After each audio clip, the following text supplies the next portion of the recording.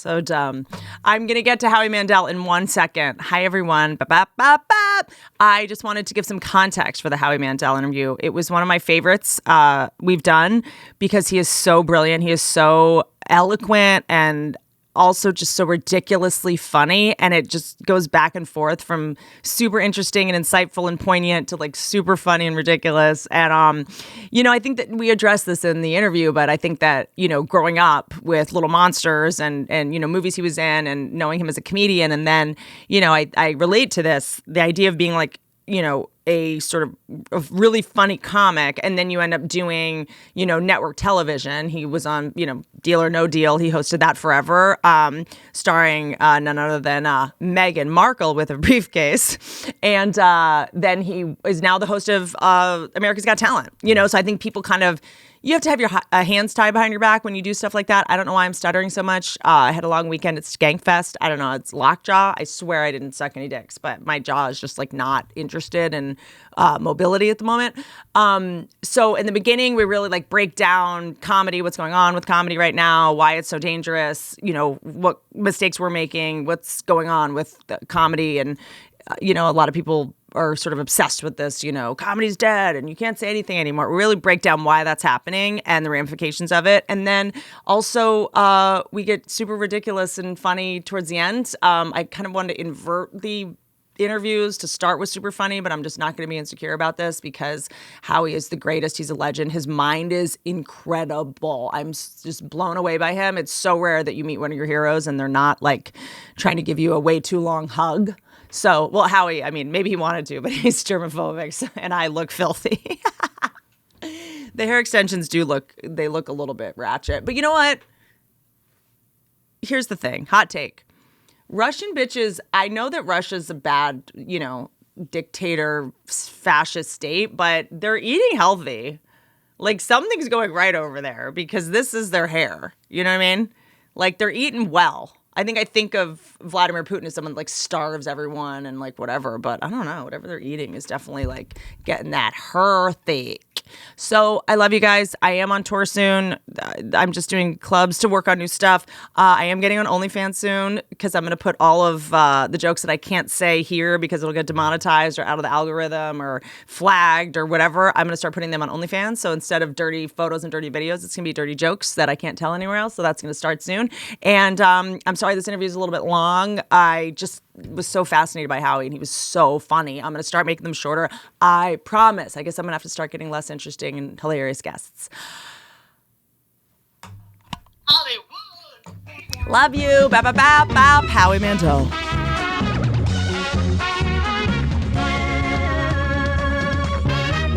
Last week was a rough week. My psychiatrist told me I'm going crazy. I said, if you don't mind, I'd like a second opinion. He said, all right, you ugly too. He's just so good. Wow. I think we've lost the definition of comedy.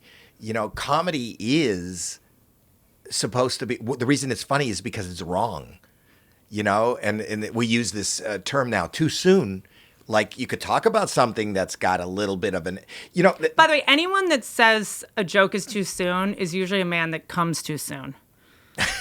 No. Then I've never said too soon. Like, it's like you who that's why we're saying it, because it's too soon. Right, or because it's wrong, or because, you can call your wife crazy, you can call your wife ugly because you're not supposed to, otherwise it's comedy. There's no, I don't know if we talked about that on my podcast, but I said that, people always go, that's wrong, or you can't say that.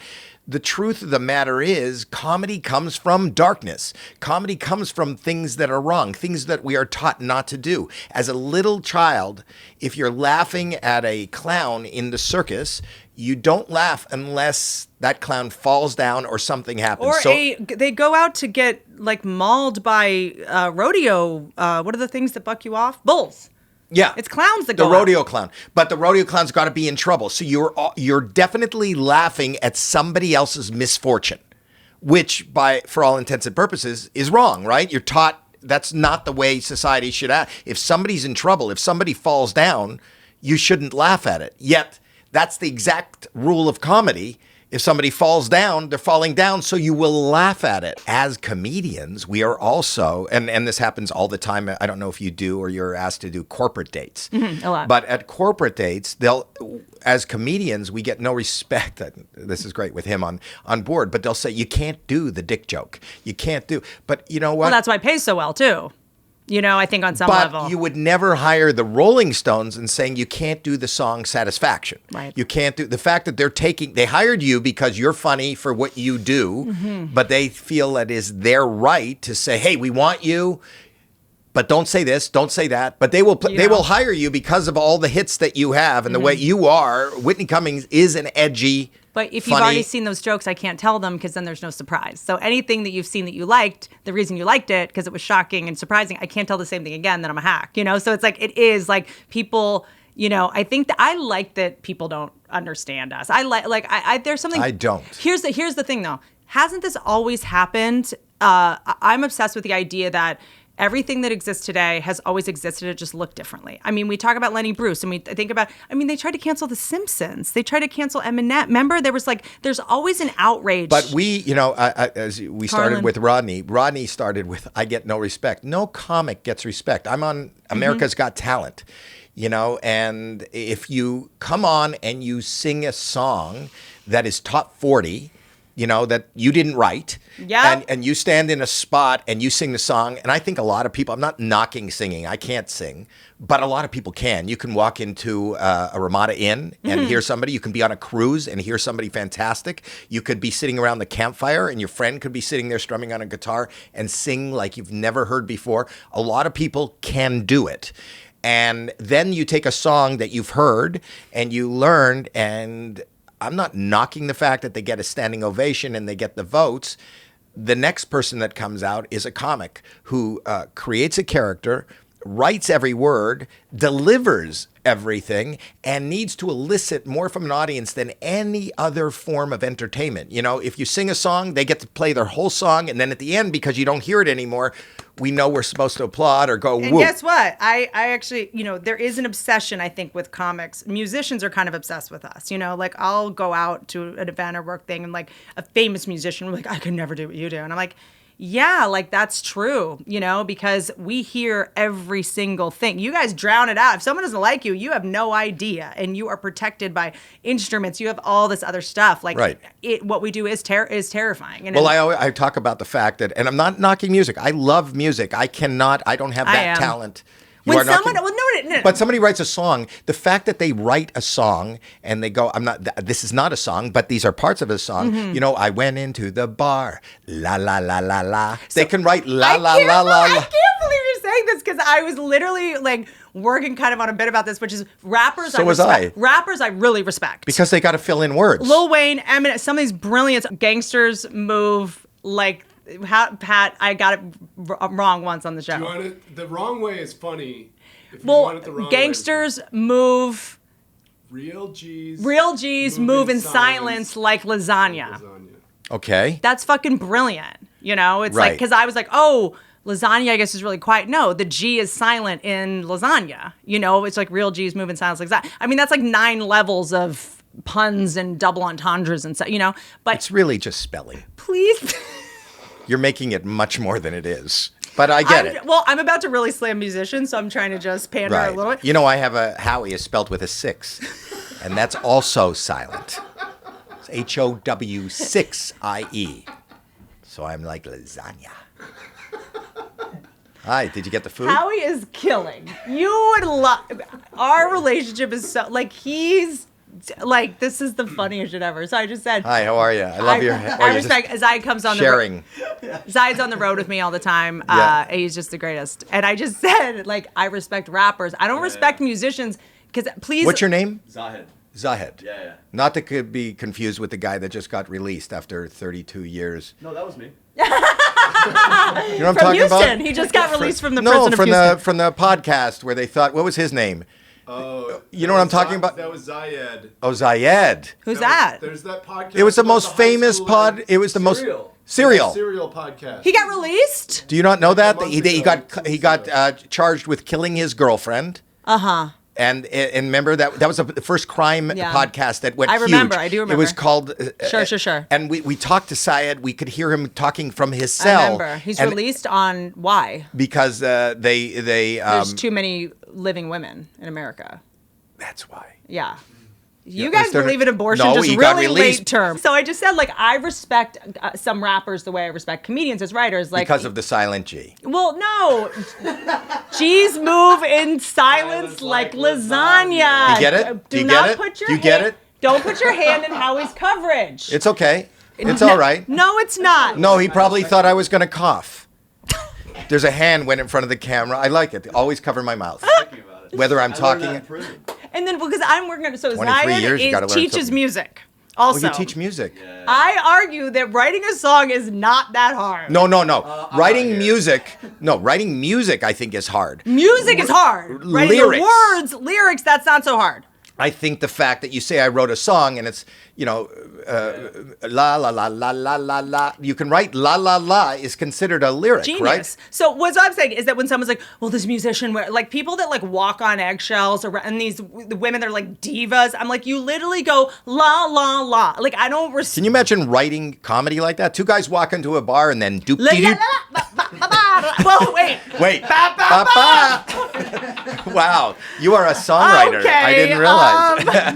Why are we like, oh my God, this person needs 9 assistants and this person, don't look them in the eye. Like Well, you you know, say la la la. But we were talking about the respect of music or acting over stand-up comedy, which exists. I think I was at one time an award was being given to Jerry Seinfeld. I think it was at the Aspen Comedy Festival. Now you're blocking my shot. Oh yeah, sorry about Yes. that. Well, it's So, a stupid hat. You know what? Take the hat off, and it just looks like What that'll be a about- great. Like I'm over.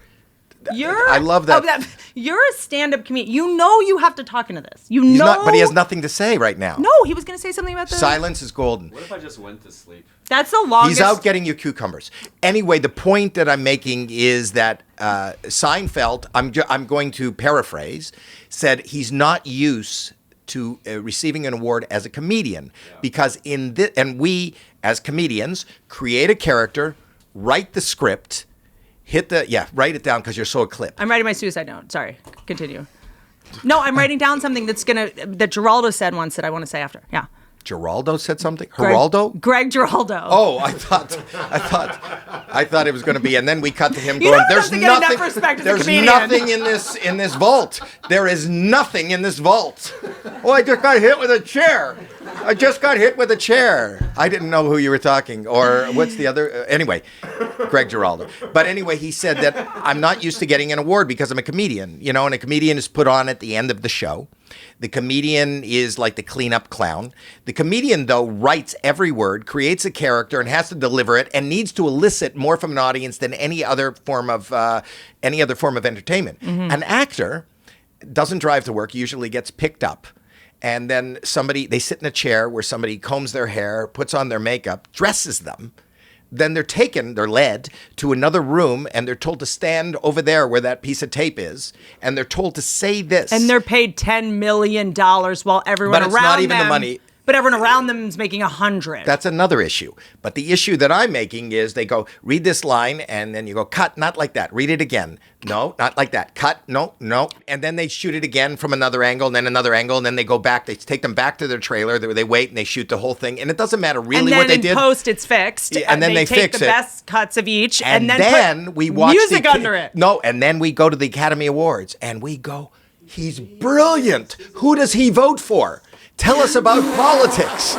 We will do anything you do. You are the best pretender in the world, where the comic is just the cleanup. And you guys are the professional liars, and we're the professional truth tellers, So and there we're the is ones no- getting in trouble? And at AGT, where people show up and sing a song and do things, get so much more adulation than the comic. I always support the comic. I go, you don't know, but it's easy to say or to hear these words. You don't know how hard this is. Even if you didn't get the joke, it's very hard to kind of appease everyone in the room. May I And just quote Brody Stevens real quick? No. If you don't get me, you're dumb. Yes, that's correct. That's what Brody would say. Because Brody was like I know. 9 levels of satire. And he just would say like, you're dumb if you don't get, he would open with that. And it just killed me. It is amazing, but it is also, you realize how specific comedy is in the sense that when I go to an amateur night or an open mic night, the comics get on and you see people die and it's ridiculous and it's horribly bad. And you go, why does this person even think they can be a comedian? And they're there. Nobody's there, I don't think, of their own volition. I think they're there because Uncle Nathan at Thanksgiving went, "You're so funny, you should be a comedian." Or one friend, you said, "You're so and funny." Nathan had a lot of drinks that night.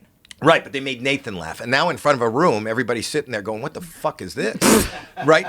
But the point is that, everything I was ever expelled for, hit for, gotten in trouble for is what I get paid for. I got up on a dare.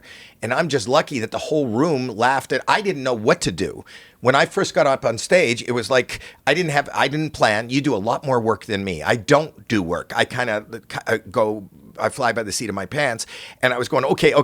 Like if you look at my I couldn't think of anything, and because I have OCD, I had rubber gloves because I would out in public. I didn't want to touch anything in public restrooms, and I put my hands in my pocket and I had a rubber glove, and I didn't know what to do, and I pulled it over my head and I inflated it and it popped off, and the crowd applauded. That fucking rubber glove bought me 2 homes. So what I'm saying is I'm just lucky that whatever I did happened to click with a larger audience than just Uncle Nathan. And when I popped and I sold, I think I talked to you about this, when I sold 2 shows out at in one night in a couple of minutes at Radio City Music Hall, I remember in between shows being in the dressing room looking out onto 7th Avenue or whatever it is with my wife, and there's 7,000 people teaming out at one show, 7,000 people coming in, 14,000 people in the street, cops, stanchions, everything.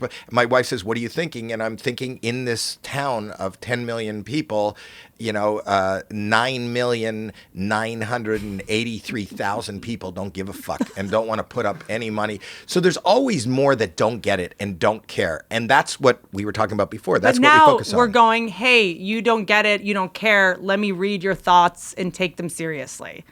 Now it used to be if someone, didn't fuck with you or had negative things to say, I know that when we leave theaters and there's a bunch of people out front, because chances are there could be a couple of people going, yeah, that one joke, I don't know about this. Like, it's not my business. Like, I shouldn't hear that, I shouldn't hear the water cooler conversation. Now with Twitter, we have the opportunity to hear the water cooler conversation, half of which. Is it an opportunity? What do you mean? You think of it as an opportunity? We have the ability. Great. And to hear all of the stuff that we shouldn't hear, it's just really none of our business. And also, it's like, to me, like, I know that when I see a movie, I like go out of my way to just be like devil's advocate. Like, that wasn't that good. And then if people hated it, I'm like, it was good, you guys. Like, I'm just that, so I don't even know if half the stuff that's reading is just people trying to be interesting and trying to have an opinion, because that's what humans do, But it's really, humans don't want to say. Being nice is not fun. Mm-hmm. I mean, that's what and being nice is work. Yeah. Just having a pleasant face is work. Having a smile is work. But, what boils to the top is what you didn't like and what you didn't. If you read a review, the people that became the biggest reviewers of the time are the people that could give scathing reviews of things. Those are the things you're going to read. Can I say something? I feel it's like a podcast. You should be saying a lot of things. I feel like no, trust me. The more I talk in these, the worse it gets for me. But I think it's an Oscar Wilde quote. I know a lot of things were. I'm sure something. Who knows? Like, everything's attributed to Marilyn Monroe or Oscar Wilde. Who fucking knows? Like, but he said, critics are people that go to the battle site where the war was fought and they shoot the survivors. Wow. Like, it's just, to me, that's a critic. Like, try to do here's my thing about critics. Try to do what we do. You don't have to be good at it, but just so you know the level of difficulty. That's all. You cannot review. Well, I think it's about respect. People don't, we've lost that in society. And aside from comedy and everything, it's just respect it. Respect the fact that that's another human being. Yeah, when comics are like performing and critics are like, well, this person's trash. You're like, yeah, we agree. But that's why we do it. You know what I mean? But I don't think, people talk, and maybe this is sacrilegious what I'm about to say, but people talk about Carson being, I did the Tonight Show with Carson 22 times. I felt that was the ultimate place of some disrespect.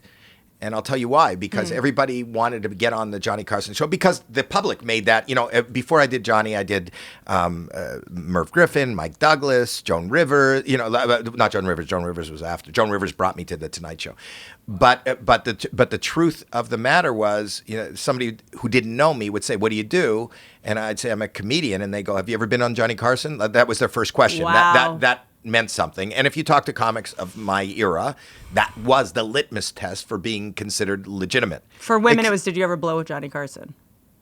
That's still being on Johnny. Not how I do it. But the point that I'm making is the comic, regardless of who you were, always went on last on the show. And people talk with such pride. The first time I was on, Johnny gave me the thumbs up. Johnny called me to the couch. Yep. So you weren't even allowed He called me to the couches in his office. Right, back to the blowing. But the point that I'm making is, the point that I'm making is, he called, like, if he felt that you did good enough, then you were allowed to sit down and talk. Where if you were, and I'm not knocking him in any way, but if you were Donnie Most, who was on Happy Days, who was not Henry Winkler and not the star of the show, third tier level on a sitcom that was a hit, he would be the first or second guest. And they'd sit down and talk to him. He didn't write any of the lines that he said. They talked to him. And then next, you'd have a comedian who sat and wrote every one of those lines, killed the audience, and you felt great if you got a thumbs up, or if he said, "Come sit down." You sat down, you talked to him for 30 seconds, and they went to commercial, and that was the end of the show. So is that really respect? So by the same token, that kind of disrespect is very evident today, where because you're a comedian, they think you have this incredible, funny, thick skin. But on the other hand, they're like, you guys are all come from trauma, right? You're all mentally ill, right? And depressed. And then the next day, they think we have thick skin. It's like, which is it? Well, because you should know better, because your whole thing is like, all comedians are traumatized, right? And but like, you know how to take that trauma and make a joke and make it light. So even they pity us and then they bully us. It's a weird, like, pick a lane. But your thing is words. And the thing that's different today is, the fact that it was, even if you weren't a comedian, something is packaged in the way of a joke. That used to be the safety net, and that doesn't happen anymore. So if you said something that was offensive to somebody, and they turned around and went, "What the fuck? And you could say in regular life, "Just joking. I was just joking." And they go, "Oh, I'm sorry. I thought you were." But comics, this is my biggest thing with, like, dating guys and stuff. They'll say something shitty. They're like, "Well, I'm just joking." And I'm like, "No, you're not." A lot of people use that as a defense But it doesn't work anymore. When the insult doesn't go over well, they're like, "I'm joking." And you're like, "I think I would know the difference." Like, but what we're talking about is even in a club or even on television, if you're joking about something that somebody finds offensive, there's a good chance you can lose a big portion of your career. And you're joking. You don't even have to say I'm joking. It's my comedy special. It's a joke. So there's a dichotomy between, trying to appease everybody and then trying to make everybody, we were talking about this before we got on, making everybody laugh. And all of us as comedians, you could be in a room of 10,000 people who are just, and you're just creating waves and waves of hilarity and laughter, and it's deafening. And you could look out and there's one face not laughing, and then your whole focus goes to, I don't care about that. That has happened to me. I think I've told this story ad nauseum. I remember one night and the thing about comedy is you can get into a rhythm where once you get that audience and once they're on that roll, it's even the things that you're saying that are mediocre, they're caught in the it's hypnotic. You're just in a flow state. And people are laughing, and if you looked and you had those shots, there's tears coming out of people's eyes, and they're rocking in their seats, and you just have that laughter. It's just that flow. The tide of laughter is huge, and you look down at one person who isn't laughing, and the rest of the room becomes quiet in your mind. Yep. And you focus on that one person. I remember I was doing a big concert, and that was happening, and there was a guy in the front row, and he was not only not laughing, but not even looking in my direction. You know, he's just sitting there like off to the, like. Also, my favorite is when I go, that motherfucker didn't laugh. And they're like, that person has cerebral palsy. That person. Well, that's what I was going to say. That's exactly shit. what. No, that you didn't ruin it, but I love that. I ruined know, it. It takes it down. You're like, So- oh, he's German. He doesn't speak English. And you're just like, you asshole. Right, but I do. So that's what happened. So I went, what the fuck? He's not even looking at me. And the lady beside him goes, he's blind. And I, like an idiot, just repeated, because I don't know that the 7,000 Was he people in the also room. Right. But I go, he's blind. And you could hear the air, you know, just, their hearts just dropped into their stomach. And I went, holy fuck. And then out of nowhere, it just came because I like that stream of consciousness. I figured the whole evening was just lost, and I just sucked the air out of the funny balloon of the night. And I just said, wait a minute. He's blind. Why the fuck would you pay for front row seats for a blind man when you could put him way up in the balcony where you could tell him, you can lie to him and tell him he's got front row seats, number one. It wouldn't fuck up my show. And that got the audience. But he's blind and you're dumb. Sorry.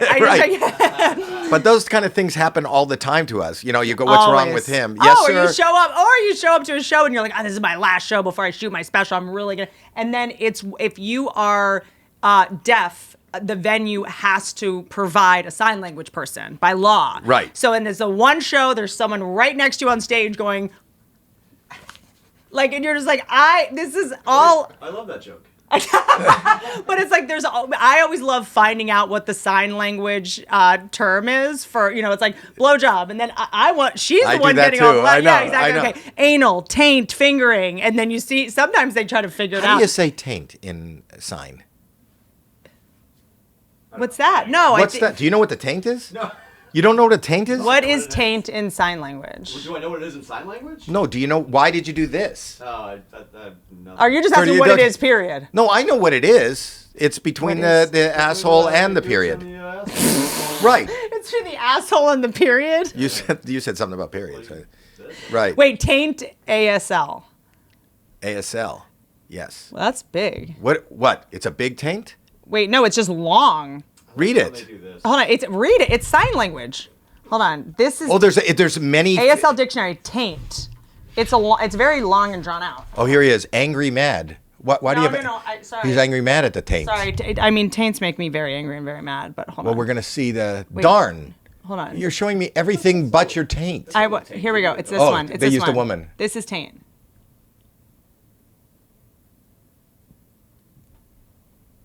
That's not taint. That's taint. It is not. Are you implying that everything on the internet isn't true? She said a lot more than taint. Sometimes it's, I don't know. I don't think that was where taint. were we when I asked what, like, I was with Benton and he asked, but it was like, what's like the offensive word to use for gay man in sign language? Yeah. Like what's queer, like what's pejorative for gay man? And I think it was this. Like it was like fixing eyebrows. Like what? It was like. Well, don't do that. The people watch Yeah. this. No. Well, sorry. You're going to offend. Me, please. You don't touch your eyebrows on a public I'm not scared platform. of anything anymore. I don't give a shit. But can I say two things? Number three. one, I remember being at the roast because I started doing the roast. I know they're not for everyone. I'm going to start doing them for OnlyFans. It's kind of called like Only Comedy Fans. I do think a mistake. On the OnlyFans site? Yes, but it's going to be the first project for OnlyFans TV. So it'll be free, and then I'm doing these separate roasts on OnlyFans. Are you dressed? Yes, I'm dressed. Well, I think of OnlyFans as not. Actually, Instagram and Twitter are way more. You go on OnlyFans, it's very wholesome. It's like kind of teachers. OnlyFans is wholesome? Okay. I mean, it's mostly holes. It's Some. some. So Some wholesome. here's what I'll say. It's a lot of like teachers that are making $30,000 a year to risk maybe going into school and getting shot in the face while just trying to teach toddlers. They're getting paid 30, and then they go and they're just like have bikinis on. They're making $200,000. Like good for them. I think that's so you awesome. think the OnlyFans? No, I'm not But knocking I go on OnlyFans. Twitter and Instagram. Instagram is like yeah, it's terrible. pearl OnlyFans is the necklace wholesome, thongs. is our education system. It's our teachers. It's paying the women that deserve more. Yes. That's exactly. Well, it's not only women, but it's everybody. Sure, yeah. I'm But it's so- good, wholesome and it's entertainment. safe- And you'll be there now. And it's safe sex work. I think It's- that's awesome. So my thing is instead of dirty videos and dirty photos, it's dirty jokes. All the I love jokes that. we can't I tell love anywhere that. else. Well, why wouldn't you do it on like Patreon or Patreon? Because I think that's a little bit elitist at the moment. It's still elitist, and you want to do work for the teachers. I just want to support teachers who either way are going to get shot in the face. No, listen. Whether they're on Oh my God. OnlyFans. The money shot. Come on. So my issue right now is that I know it's hard to be a comedian, right? Cool, but we My also daughter's have. a teacher. I wonder if she's on OnlyFans. My daughter. Oh, the one I met. She's a teacher. Well, if her primary job is your travel booker, she does need some extra cash. But I'm not on OnlyFans. I just want to find out if she's supplementing. So I think we are putting ourselves, like comedians, in situations we shouldn't be putting ourselves in. So we're leaving the delivery up to people that don't do comedy. So we write a joke, we put it on Twitter for free, and then I don't write jokes on Twitter. totally. But most of the people that are getting in trouble with this kind of stuff are comedians that are delivering. Part of comedy isn't only. What you're saying is, if you're going to get canceled, you want to be paid for it. There's not even that. It's I think what we're doing is we are leaving up the I'm not. You're making me nervous right now, and How? you're making. I don't know. Can you just look over there for 1 second so I can ahead. get my thoughts together? Go ahead.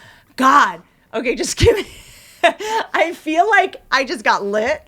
Like I feel like I got lit. Like What that's happened? the only. What did like I do? feel like he just held up there. No, you just make me nervous sometimes because I love you. I'm trying to articulate this well, which is. I always think I'm comforting. I'm trying No, to be it's comforting. good. No, it. I think I'm comforting. You guys all sit down with me? No, give me a second. So Do they know? Like, do you have an angle where this guy is on camera? no, So it's just I want a people voice. to watch it.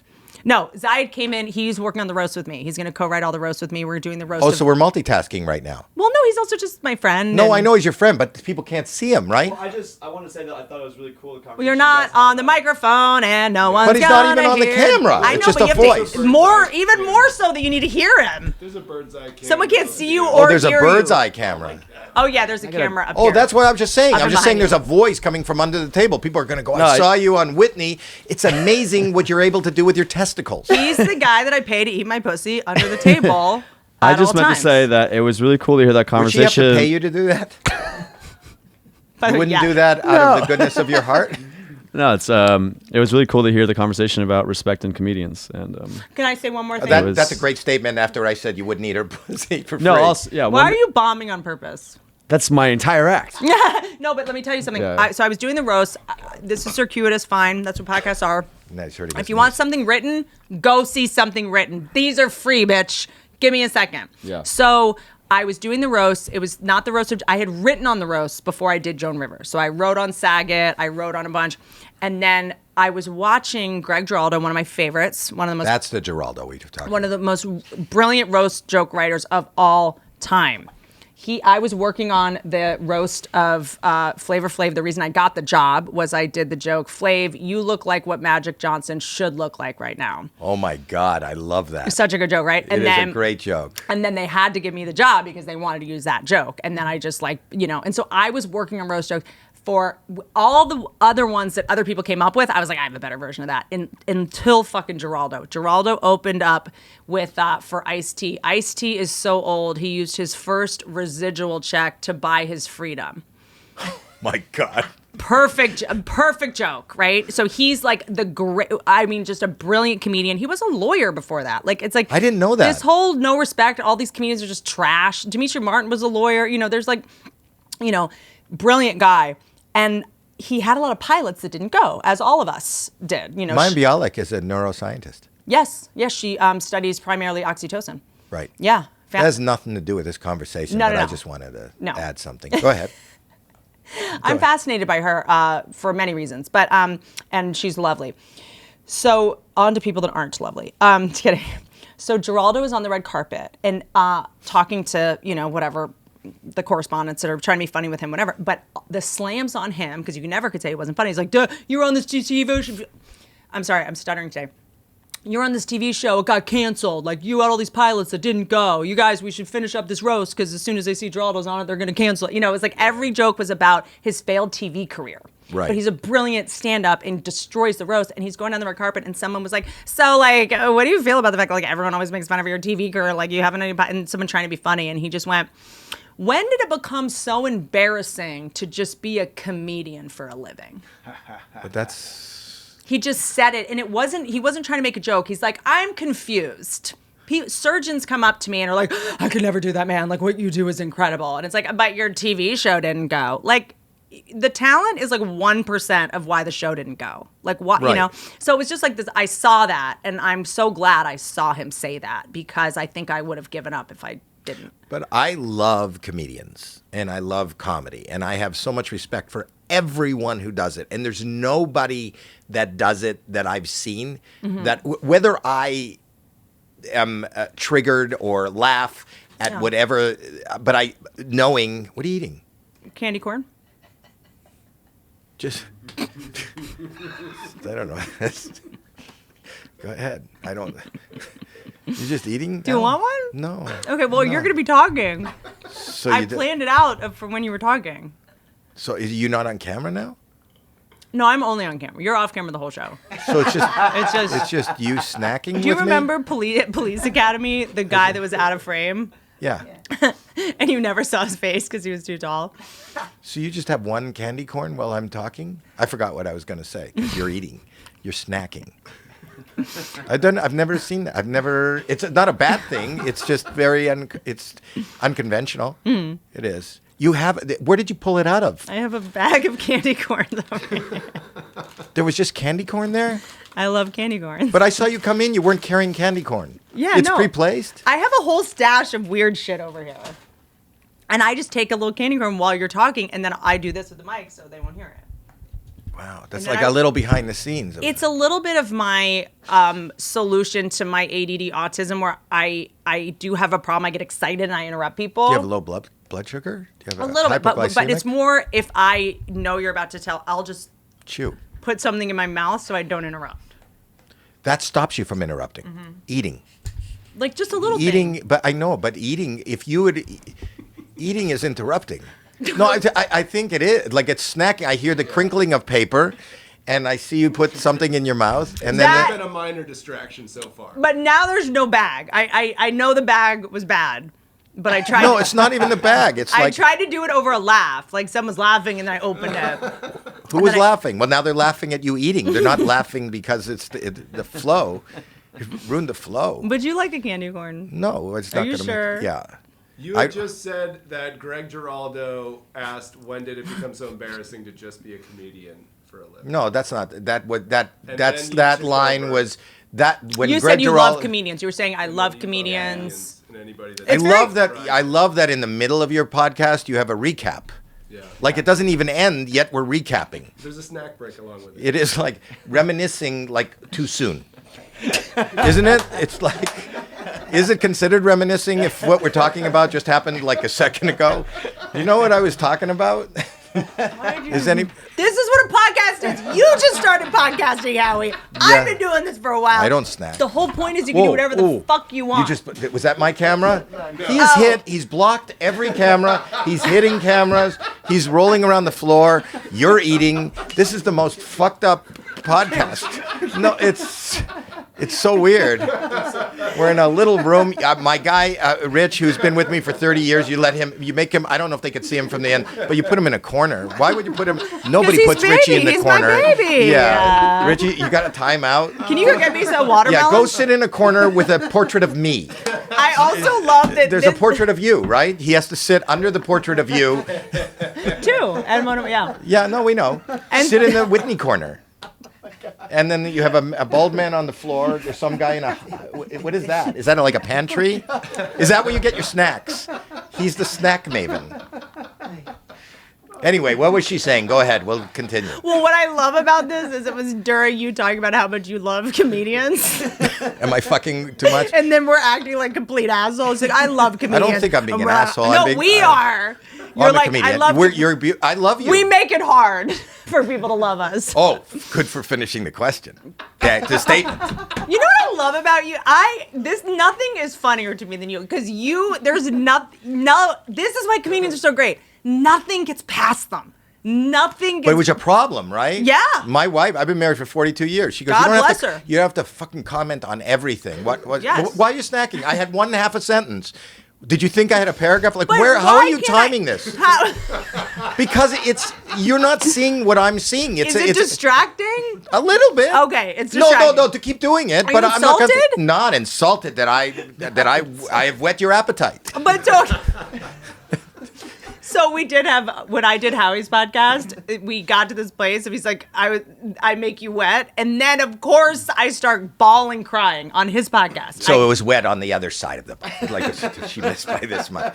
But the point is, this is going to be 2 sentences if you want a snack. Go ahead. No, but The point is, the camera's eat on something. you. The camera's on you. No, but I want to leave it on you. But Let's you have listen a single. to me. When you're talking, the single's on you. But you know what? I'm going to No one sees Can me we doing cut that. this? Go do it. Just have it on you and don't even cut to me. I'll talk. And so they could see what it's like You know to what? be me. Why don't you grab one and try to throw it in my mouth, and we'll have justice. Why does that make it justice? Well, it makes- You don't want from my fingers to your mouth. Yeah, I do. I'd pay for it. Wow, this is I like, love This germs. is like OnlyFans. Oh, see, that was out of. I had a feeling. Yeah, because you I hit had a it. feeling. So the camera hasn't been pointed for the last 10 minutes. Oh no, it has. You're on. Sorry, You're on 3. I'm not a good. Not aim. overhand. Okay. Oh, what do you mean Underhand, underhand? What am maybe? I, a softball pitcher? Well, okay. I don't know. How do you do an underhand from a table? I don't know. Yeah. That's gee, put it in your own mouth. Okay. Every time I take a bite, you can throw a tomato. How about that? No, I'm that's trying not- to work on things to manage my ADD to not interrupt, because when I get excited and I start to go, I like your and it's interrupting. I like your rude. energy. It's not rude. It's not rude. The fans don't love it How do you know? because they want to hear you talk. Those aren't the fans. They want me to The fans shut- are here for you, and I'm here for you. We're all here for you because it's good for you. You don't say good for us. Bap, bap, bap. Bad, You know, bad, bad. yeah. Oh, bad. You didn't finish. You didn't swallow everything, did you? You had something that. No, it's okay. Eat. I never Eat. swallow. I feel like I'm interrupting your snack No, time.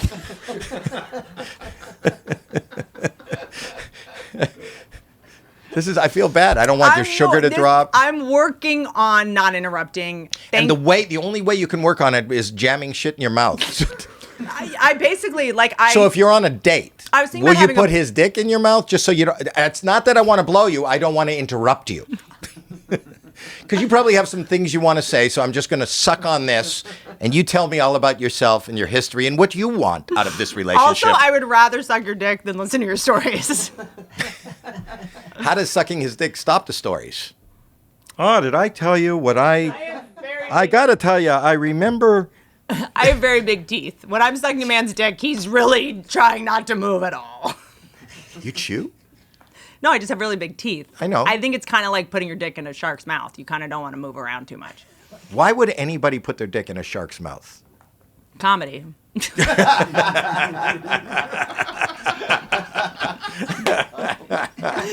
This is one of my favorite. So Norm Macdonald, he was on Roseanne. When I was making the reboot with everyone. The room was incredible. Wanda Sykes was in the room. You know, it was just magical.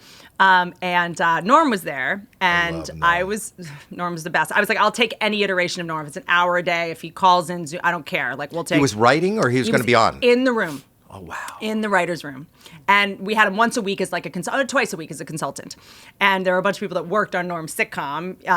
Bruce Helford and I were, writing it together. So Bruce Helford ran his sitcom and worked on the originals, Roseanne, whatever. And I was like, so what's it like working with Norm, like in a writer's room? Like, I'm such a big fan. I've done roasts with him, whatever. Right. Like, and they go, it's kind of like trying to give a cat a bath. Like, he would pop in, he would pop out. We'd follow him around. Be like, do you have a pitch for this? He's just in his own world. And one time he pitched something that was so funny and brilliant, and then there was a writer in the room that was like, yeah, but like, what does that mean? Like, would she really say that in this environment? And was really trying to pick it apart. Like, how is that motivated, and does that really is that specific to their relationship? Like, why exactly would he say that? And he goes, because comedy. I love that. I love that. That's how you talk to a network executive. It made me, because comedy. And we were all like, fuck. Did everybody laugh? It was the best. He's It was the best. May I say one of my favorite jokes from his last special, the one that he made. What did you think of that? I loved it. It was so. I loved it also. It but took was me so- a couple times to watch it. I cried too much. That's what I'm saying. It was just incredibly sad, but incredibly raw. It was like watching the most beautiful comedic a cappella performance. And because he hadn't done it for audiences, like he was cracking himself up, and he didn't cut anything that audiences didn't get, but And we knowing would get. where he was in his life, he was going in the next morning for surgery. That's pretty But amazing. what we're talking about, he summed it up perfectly in that special. He goes, "What's this new thing where like people look to comedians for like morality and politics and our opinion? Like people look to us, you know, like when Vietnam was happening, was everyone like, I wonder what Red Skeleton thinks? Like we're idiots. Like why? But the truth is that they do look to people in show business. And we were talking about that earlier I think with the that's actors. changing. I think post the pandemic, people are like, we do not want to hear celebrities fucking talk. Well, you guys say are that. The celebrities are different. They're now called influencers because they influence. under the influence, sir. Yeah, Under the you're right. influence of fucking narcissism. Right. But because somebody has some modicum of popularity, and I don't even know if they're really popular, but a lot of people know who that one person is. Yeah. We believe that we should listen to them. We should look like them. I think as soon as a celebrity who isn't a comedian posts their political opinions, people are done. It's over. Like I think That's now because it's so over. divisive. You lose Yeah. half your audience. Yeah. And it just doesn't feel like this isn't where you're qualified to know about. Like we want, you know, I think that especially given what happened in the pandemic with so many people Yeah. losing their savings, losing their jobs, the idea of a bunch of rich people in mansions telling you, you know, talking about anything is just like, just be pretty, just dress up for us. Your job is to distract us. It's not to make us think about problems that you would never know how to solve and frankly don't even have.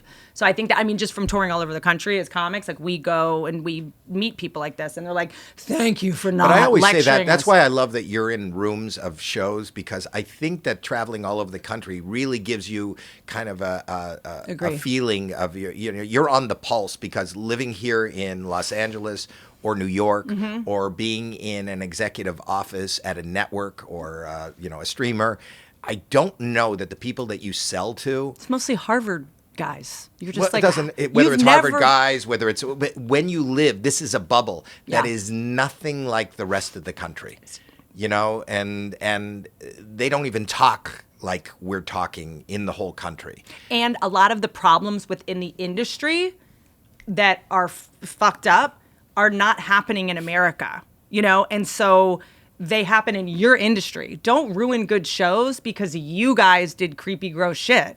You know what I mean? Right. Like we can still laugh at stuff. Like I remember when the Time's Up in Me Too stuff first started, not this special, but the last special, I talked a lot about it, the one with the robot. Right. And I had written because I was in LA at the time writing, and I'm in this just echo chamber of LA. I'm in this bubble, and I'm like, oh my God, sexual harassment is the biggest problem. I got to write about this. This is what everyone's talking about. I go to Houston, I think it was. Yeah. I didn't know you yet. I was just working on new stuff, and I opened with, I did a joke that was about Aziz because the Aziz thing was. That really bothered me. Well, that was just. But that's not her. You know that's a. You know what bothered an me even more? No. Is that no comics defended him because they. But that woman on CNN did. What's her name? Somebody came to his rescue. Megyn Kelly? No, that's another network. But she has the glasses. Maddow. No. I saw she did this thing where she talked about, what this woman is describing is a bad date, or a misunderstanding. I don't understand. But I thought that was great. That, You can feel that way. Like I know what it's like to be, 22 and 23 and to feel that way. But feelings aren't facts. And what he did, it's just, that was like the tipping point of like, for me in comedy, which is like, I think sometimes comedians were so pitted against each other. There's such a scarcity complex. And sometimes, especially younger comics, they look at really successful comics or ones that made it really early and they go like, the only way I'm going to succeed is if you get knocked out. Right. But it was like, had comics supported Aziz, which I know he rubs a lot of people the wrong way. It's just some people do. I'm sure I do too. I'm nervous and anxious at parties and, people project. The first couple times I met Aziz, I'm like, that guy's kind of a dick. And then I got to know him and I was like, oh no, I was just insecure and he was insecure. And it just, and so a lot of people didn't defend him. And it was like, if you guys don't rally around him, you are next. We're setting the precedent that this is okay to take someone's job over. This is totally inappropriate. And like, but I had a joke about it. I was like, I just heard about this like thing that happened with a famous comedian. He took this girl out to dinner. They had some wine. They went back to his place. And I was like, who is this Prince Charming? Like, it was sort of about like, is he available now? Like, thank God he's canceled because now I have a shot. Like, it was sort of about, that. And then I was talking about sexual harassment in the office and talking about, coming up in writer's room with comedians. I'm like, I'm part of this problem. Like, we would run past each other and like put hands between our butts and be like, I'm swiping a credit card. Like, I thought it was hilarious, And then, even though that's funny, I don't think I would do that as a germaphobe. You swipe at somebody, like a fellow person's hat, like you would put your fingers into the... You're the person to ask about this. Okay. Do you wash your jeans? Yeah. Do you don't? Most men don't wash their jeans. That's not true. Do you wash your jeans? Every 4 days. So what are you talking You about? wash your jeans? I do. Well, you have to. What? But you know what? What about him? Do you wash your jeans? I do wash my jeans. But So I've heard there that are it is a 4 thing. guys, It is a 1 thing. woman in this room, every one of us. Where did you get this theory? If This you is a keep bullshit going with theory. this, I will accuse you of rape. Be my guest to continue. Why wouldn't guys wash their jeans? I have this power for another 6 months, and I'm going to use it. No, a lot of guys don't wash their jeans because they think it messes up. Look, I've dated mostly gay men. I realize that now. Wait, why don't they wash their jeans? Because What's the theory? new jeans that are like $200. Jeans were supposed to be $40. They're now like designer jeans. They're like $200. These are expensive jeans. $300, but they say you're not supposed to. A lot of guys put them in the freezer or Keep them fresh? Don't wash them. Why would you put your jeans in the freezer? To kill the bacteria, so that you don't have to put them in the water. Really? So then you wear them out of the it freezer? shrinks them. It shrinks them. Well, then but if you take your jeans out of the freezer and put them on, it shrinks other things. I wouldn't want frozen jeans around my nuts. I know someone, by the way, a comedian, a friend of mine that hooked up with a pretty famous comedian, like TV guy, and when she came over, she had to put her purse in the freezer. Why? Because he didn't want germs. Purses are gross. I mean, purses, you put them on the ground. So why would you want them where you put your food? That's where I keep my jeans. I don't know. Really? Yeah, I'm just. So you get a young lady to I'm like, to wait come a home sec- and you go. then you want to fuck her in the ass? Like, pick a phobia. Like, this is not adding up. But did he fuck her in the freezer? I think. He should fuck her in the freezer.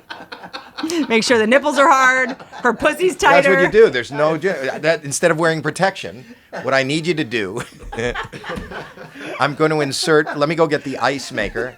I'm gonna.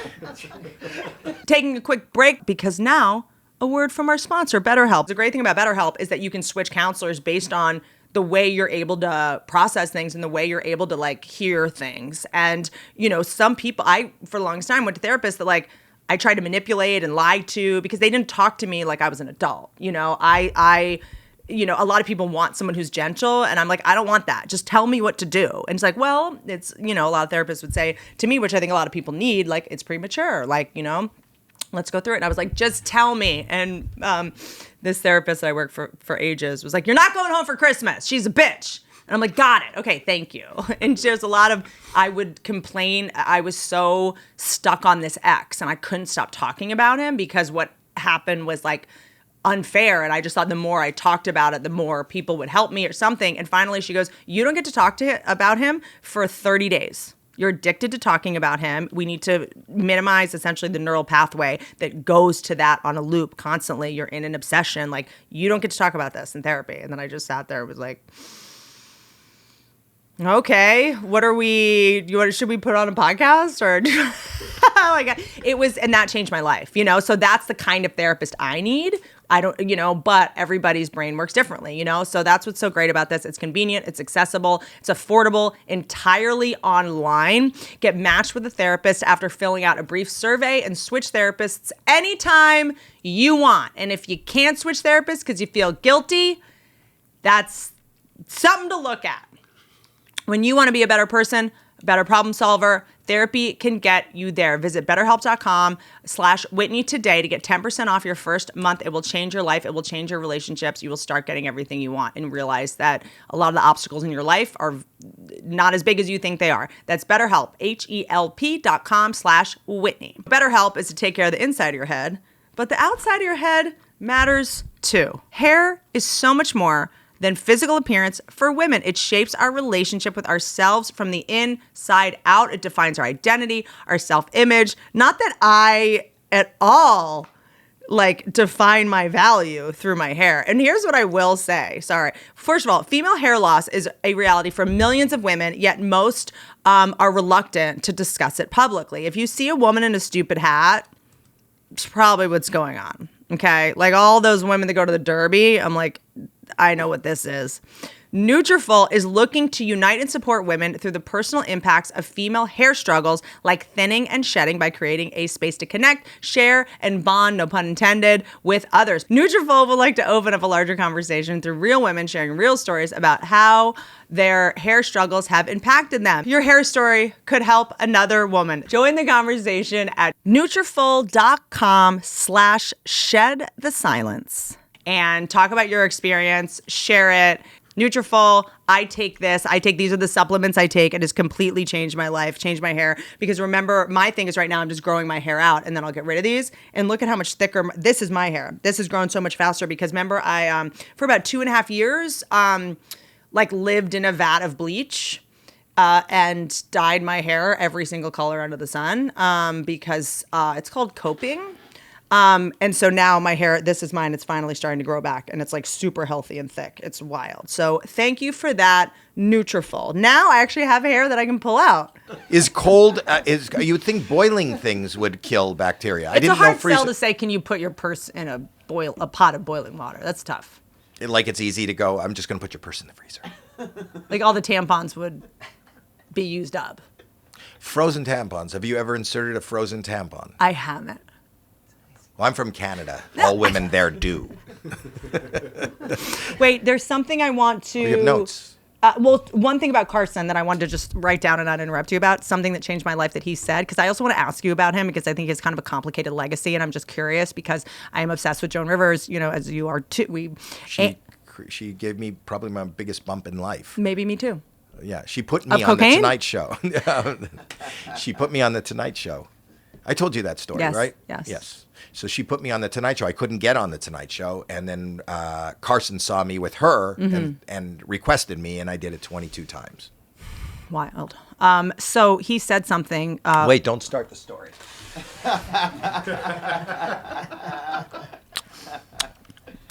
I did not sound like that. Well, I did not sound like that. I did not sound like that. I have misophonia, so when someone is chewing, it drives me fucking nuts to hear it. Right. So did you just swallow that whole? If people are just tuning in now, she's talking about something when I eat. Did you chew that fast? It's a little candy. That yes. was not enough chews. What the fuck is wrong with you? How many chews? How many I thought chews? you were Jewish. Jewish? I see what you did there. That was 3 chomps and then swallow. Probably. But it's just a little candy. It's just this. That was not enough. So 3. How much would you chew this? Okay, just do it. 1. 2. 3. You need to do more. That's not enough. It's not ready to swallow yet. There you go. No, it's not. This is bad for your colon. No, chew it more. Going. Chew it more. Chew it. Chew it. You're a bad chew. I knew there. You're gonna be feeling that later. You know what? You tried to prove a point to me, and ultimately you're gonna be home tonight being like, that was the wrong hill to die on. Traditionally, Jews are not known for swallowing. Where did you find a Kroger, Pat? Kroger? Ralph's. It says Kroger. That's who owns it. Kroger owns Ralph's? Yes. It's Ralph's. Okay. Yeah. Did you just wink at me? It's just down the street. Pat? Yeah.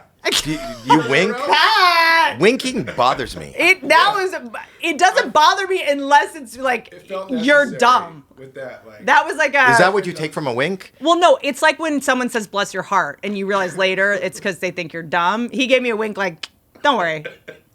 I won't let anyone know how dumb you are. That's what that wink was. Why is that the criteria? Like you don't know the corporate structure of a grocery chain. You idiot. You idiot. You're a fucking idiot. Do you not know that Kroger's Bought the Ralph's By the chain? way- Kind of fucking idiot. By the way, Somebody who has to purchase as many snacks as you intake. How the fuck do you not know who the parent company? Whoa, jeez. also, you just proved my point What was that your I point? made the other day. I proved which a is point from that another day? Men cannot not pluralize companies. Why is it? What? It's Kroger. It's not Kroger's. Kroger's owns. It's not Nordstrom's. I didn't say Nordstrom. Why are you taking your plurals out on me? You said I'm not your Kroger's. S-hole. Did he say? Did he say? How do you say s-hole in sign language? Did he not say Kroger's? Did he not say Kroger's? Yes, but it was the Kroger's. What do you call it? Ownership when you have apostrophe s. Possessive. Did you say It's Kroger? I don't know. I Kroger's- think you said Kroger's. owns it. Kroger's. This is the exact hill I will die on. But I'll show Really, you this is bad. This isn't even worth stopping and reminiscing about this moment of this podcast. This is not worth a recap. It was okay when we were. I need a tooth cap after chewing that as much as I did. I just realized. Well, you chew too much and you expect too much chewing of others. You do. When I leave what you relationships, do I'm in your like- mouth is your business. You shouldn't be forcing a guest to chew. You've seen my teeth. I only need to chew once and it's handled, but other people You're I worry beautiful about. teeth. When I relieve a relationship, I'm like, I don't know what happened. I think I just chewed too much. I can't tell if you love me or hate me. I love you. I love you. Something Johnny said is he said every B joke in stand-up is an A joke extemporaneously. So anything that didn't work on stage is a stand-up. Like necessarily, it's not good enough to be in your act. If you come up with it on the spot in an interview, it's an A joke. Does that make sense? Yes, because You'll never not use a joke you wrote, even if it doesn't make it. 'Cause you're like, I write all these jokes and I have all these. It'll always come in handy, whether it's now or in 20 years. right. I still think I chew enough. Are you disagreeing with Johnny Carson? Probably. But he would say like all the jokes that I wrote that were like B+ jokes. All of a sudden, if I say them I didn't extemporaneously, think he was the. they're A+. Yeah, but I feel like you're intentionally being a contrarian about this. I am. But isn't that interesting? If I just go, yeah, you're right, then we'll move on to another topic. But if I could find something, I'm trying to make this This is what- episode better than I think it is. Can I tell you something? You know what you just did? This is the perfect thing to happen. Because you motherfuckers out there, like, this is what conversations look like. When people are like, oh, I said something, you don't disagree with me? Fuck you. You don't disagree with me? You're trash. It's like, what do you want? You want the world to just be a big huddle where you say, like, I like this person. Everyone's like, me too. Now what? But I Do you want enjoyed- people to disagree with you? I do. I love disagreement because that's what a discussion is. That's a discussion. We forgot about that. If you say everything and I go, "Oof, right, then it's not a discussion. I'm just listening to you Mm-hmm. and responding to you. And I think as a guest on your podcast, I should discuss. Mm-hmm. Yes, agree. Everyone. Otherwise, I'm just sitting like everybody else, like you. I'm just sitting like you, listening to her. And I am sitting and listening to her. But I'm responding, and hopefully they're listening to us. But this is what every conversation should be, whether it's with your family or friends when comedians aren't around. Like, I say a lot of things that I don't even know if I agree with. I say it. We are we, us. They, them. I identify. They, them. You know what? We got to stick with. Here's the thing.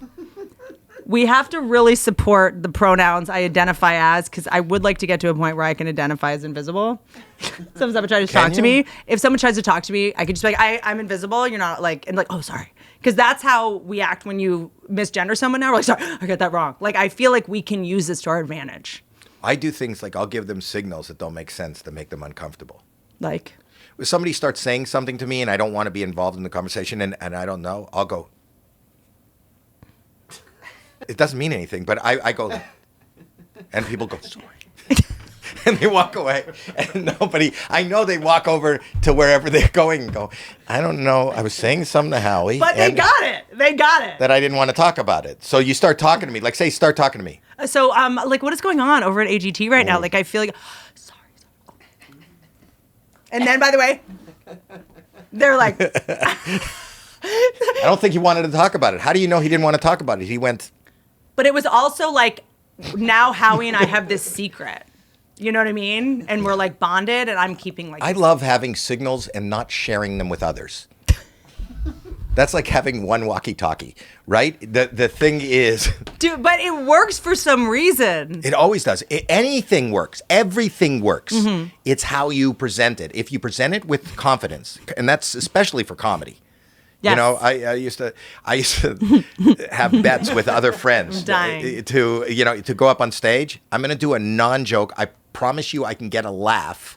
It's about now you're texting. I know. I was just gonna. The food is here, and you can grab it. I can. No snacks. I can do. We had the appetizer. The food is here. Go get the food. This is it's not a podcast. It's a fucking buffet. Sorry, I don't have a giant studio that has 5 restaurants inside it. I have But to what are they feed these texting? people. Your food is here. No, the Postmates. Hey, maybe don't slam the door, Zion. Wild. Well, you're worried about the sound of the door when you've been eating snacks, you've been taking texts. I'm talking More with my Kroger voice. stuff is here. There, got it. This is now the door's just open. We're gonna bring Postmates in. Bring your Postmate in. I've done that before. I actually do it a lot. You bring Postmates Yeah, in? yeah. Have you ever convorted No one with wants to be a Postmate, you know? So it's like I see someone who's like young and hungry. Weird. They're never hungry because they eat your food. I know that. I know people that have done DoorDash and Postmates are like, oh, we always steal the food. Right. I know people who've used Postmate as a dating app. Sometimes they show up in Teslas. I mean, Right. Fahim Anwar has And they have food. You want to go out to dinner with somebody? They bring it to you. They Yeah. have a nice car. They're doing They exactly what Aziz did. Right. They're delivering. Yes. So I can multitask actually pretty well. I have really bad ADD, but I kind of can sometimes do things. What else is happening right now as we're talking? I'm miscarrying currently. I know, I can tell. But do you think that you have this weird? I love the comics unique superpowers that kind of no one else has. I always know how much time has elapsed. You know, because we're so used to being on stage and needing to I break up time differently than other people. I always know what time it is. You know. What time is it? No, I knew you were going to do that. No, I didn't. I don't know. You said we. Well, I You don't know when we included me with your started. superpower. You'd have to tell me when we started. I don't know what time it was. don't I know know. I got here early. I got Do here. you feel like you have that? Do you feel like you always kind of know Yeah. how much time has elapsed? I do. Mostly when I'm having sex with my wife. Honey, it's almost a minute. It's getting close to a minute. Gotta go. So I have that uncanny. How have you managed? How do you have such an incredible, healthy marriage? I don't think comics are famous for being great in their personal life. All kidding aside, I have a superwoman. And she just understands your heart and is like patient with you. But have you had to Sometimes work at it? not so much. Oh, a lot. She threatened to leave me before I got therapy. Mm-hmm. She said, I'm taking the kids and going unless you go get help. So I went and got help. So it takes a village to live with me. Mm-hmm. I'm not I always say this to people in the audience when they want to. They go, it's great. I go, you're spending an hour with me, and it seems like fun. Yeah. And it seems like it'd be a joy but living with me is. As not I a joy. say, I'm good in small doses.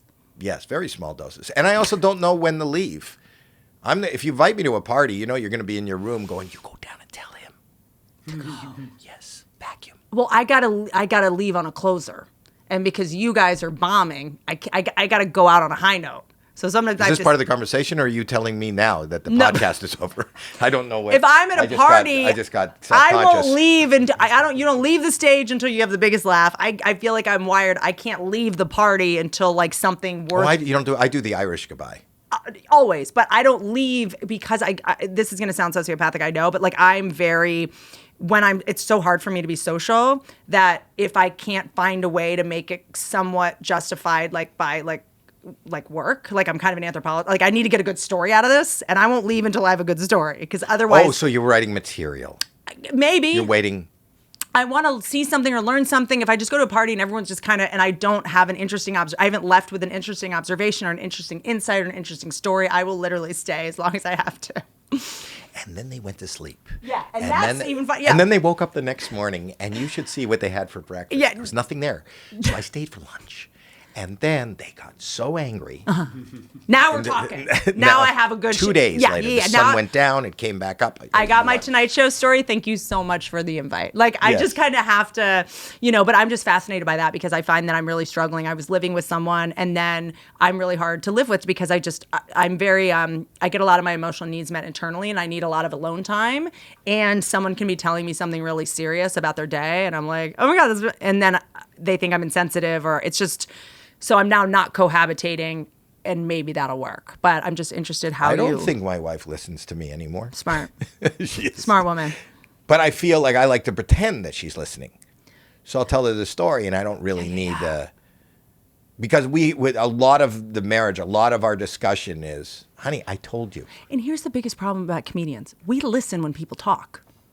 Because we're looking for the mistake, we're looking for the inanity of whatever it is, we're looking for the funny, we're always searching. So it's not so much that what you're saying is interesting, it's like, what can I get out of it? We have to pick it apart, whereas she's smart. Most people, I think, don't listen to what most people say. They're kind of like half on autopilot in Zombieland, but we actually hear people and listen and break it apart. And that's, Most I think, people don't listen. Part of our plight, Which is good because I know that ignorance is bliss. I think we're a mess because we heard it. We're hearing it. And we can't get over it. Yeah. What's the thing that has hurt your feelings the most in your life that someone has said or someone has, like, we tend to be kind of Teflon in some ways, but I know that, people can be like, you're a cunt, you're this, you're not funny, you're da-da-da-da. For many, many years, it doesn't bother me anymore, but because I felt like I wasn't accepted in the comedy community. I felt like I was the joke. I felt like even Letterman was always, my name came up in the top 10 so many times as the I was made fun of on SNL a bunch. And so was I. That didn't bother me as much, but I just felt when you don't feel that you're getting respect from your peers, when you don't have to think I'm funny, but sometimes the more respect you get from the mainstream, the less respect you get from your peers, which Absolutely. is the ultimate mindfuck. Right. And I think that we are a sick group that needs to be, that wants acceptance from people that we don't know, that we will never know. And to have that need, I always wonder what it's like to be the person that doesn't need to be on camera or on stage in front of strangers trying to, just ultimately scream, love me, love me, love me. So when you feel that, and it was very prevalent, especially in the 70s at the Comedy Store, the dislike, you want a snack? No, I was... What do you want? I was looking for a pen. Oh, you want me to write down what I'm saying? Somewhere. Yeah, could you just take notes for me? Thanks. All right. No, I had a pen and I wanted to write something down. You have so many things here. Forget it. I'm noticing your table too. Are you going to clip your nails? I noticed the nail clipper. I have a pretty serious OCD thing with digging out like ingrowns. Really? And I sprinkle them around the carpet. I'm joking. No, I have a pen. You saw a pen? No, I have one. I have one. I'm sorry. I'm being professional. No, you don't have it. You threw I it see at it me. right there. I threw it at you. Yeah. No, but I have another one that someone probably threw at me. Okay. Oh my God. And while I'm down here, I'm just going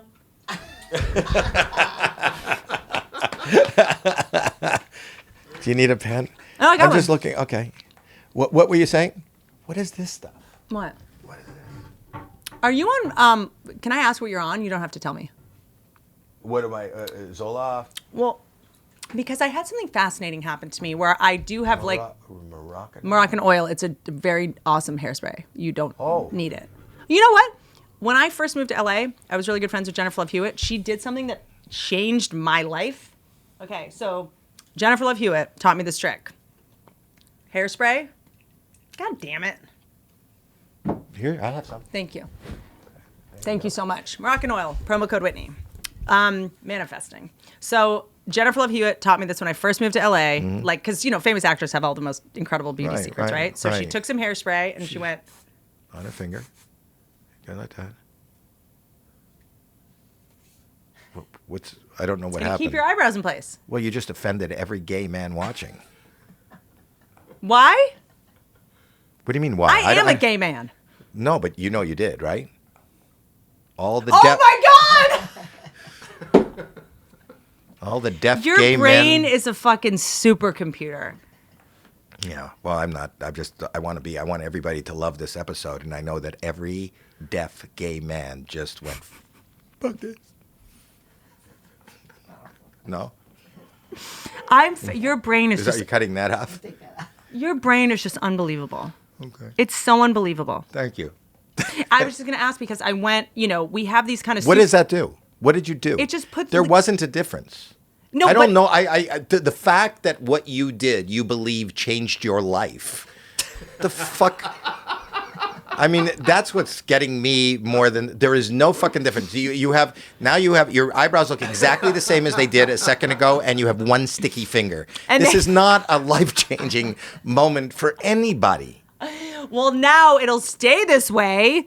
Like Good. you can come on my eyebrows and they won't move around. They won't. Cause Is that a porn trick? Is that what the Is that- well, girls I in just mean porn if do? I do this, like for my- the money shot. I get it. For you know the what I mean? money shot. If I do this while I'm talking to you and my eyebrows are going to go up like the fucking Joker, people already think I'm not But going to. I would imagine the same thing would happen if you had cum on your finger and you did that. Yeah, I could do it that way, but I swallow because I'm just a cum guzzler.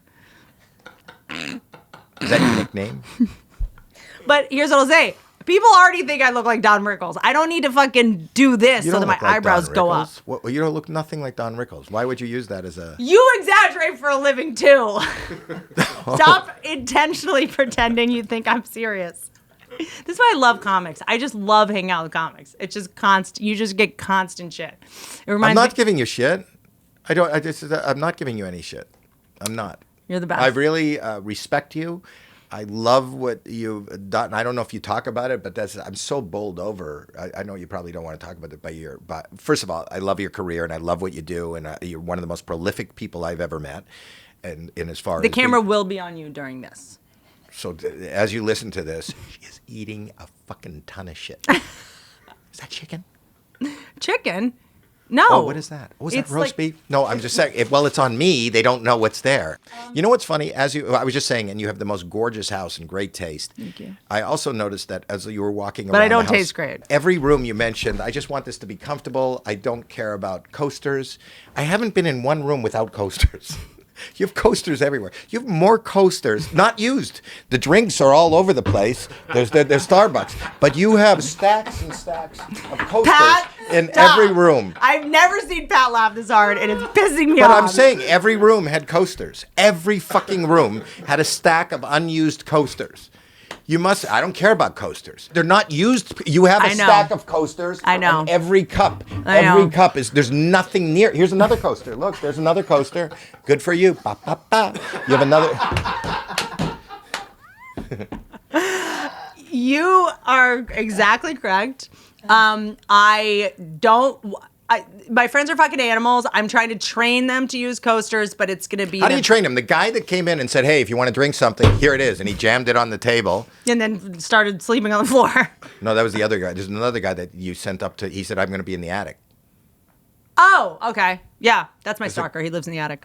He says, I have to go do something in the attic. Here's the thing. Yeah. And I would imagine if you go up to the attic right now, there's a guy The sitting addict? Attic? Basically. Addict is Fair. he's on coke. So he go up to the attic right now. He's probably in the dark, huddled over, cutting out coasters for more rooms. She has a coaster maker. He's chiseling He's giant chiseling. blocks of rock. I need more. She wants more fucking coasters. Whitney wants coasters. I grew up in a home that was very messy and very sloppy. I know, but you have stacks of fucking coasters everywhere. They're not under cups.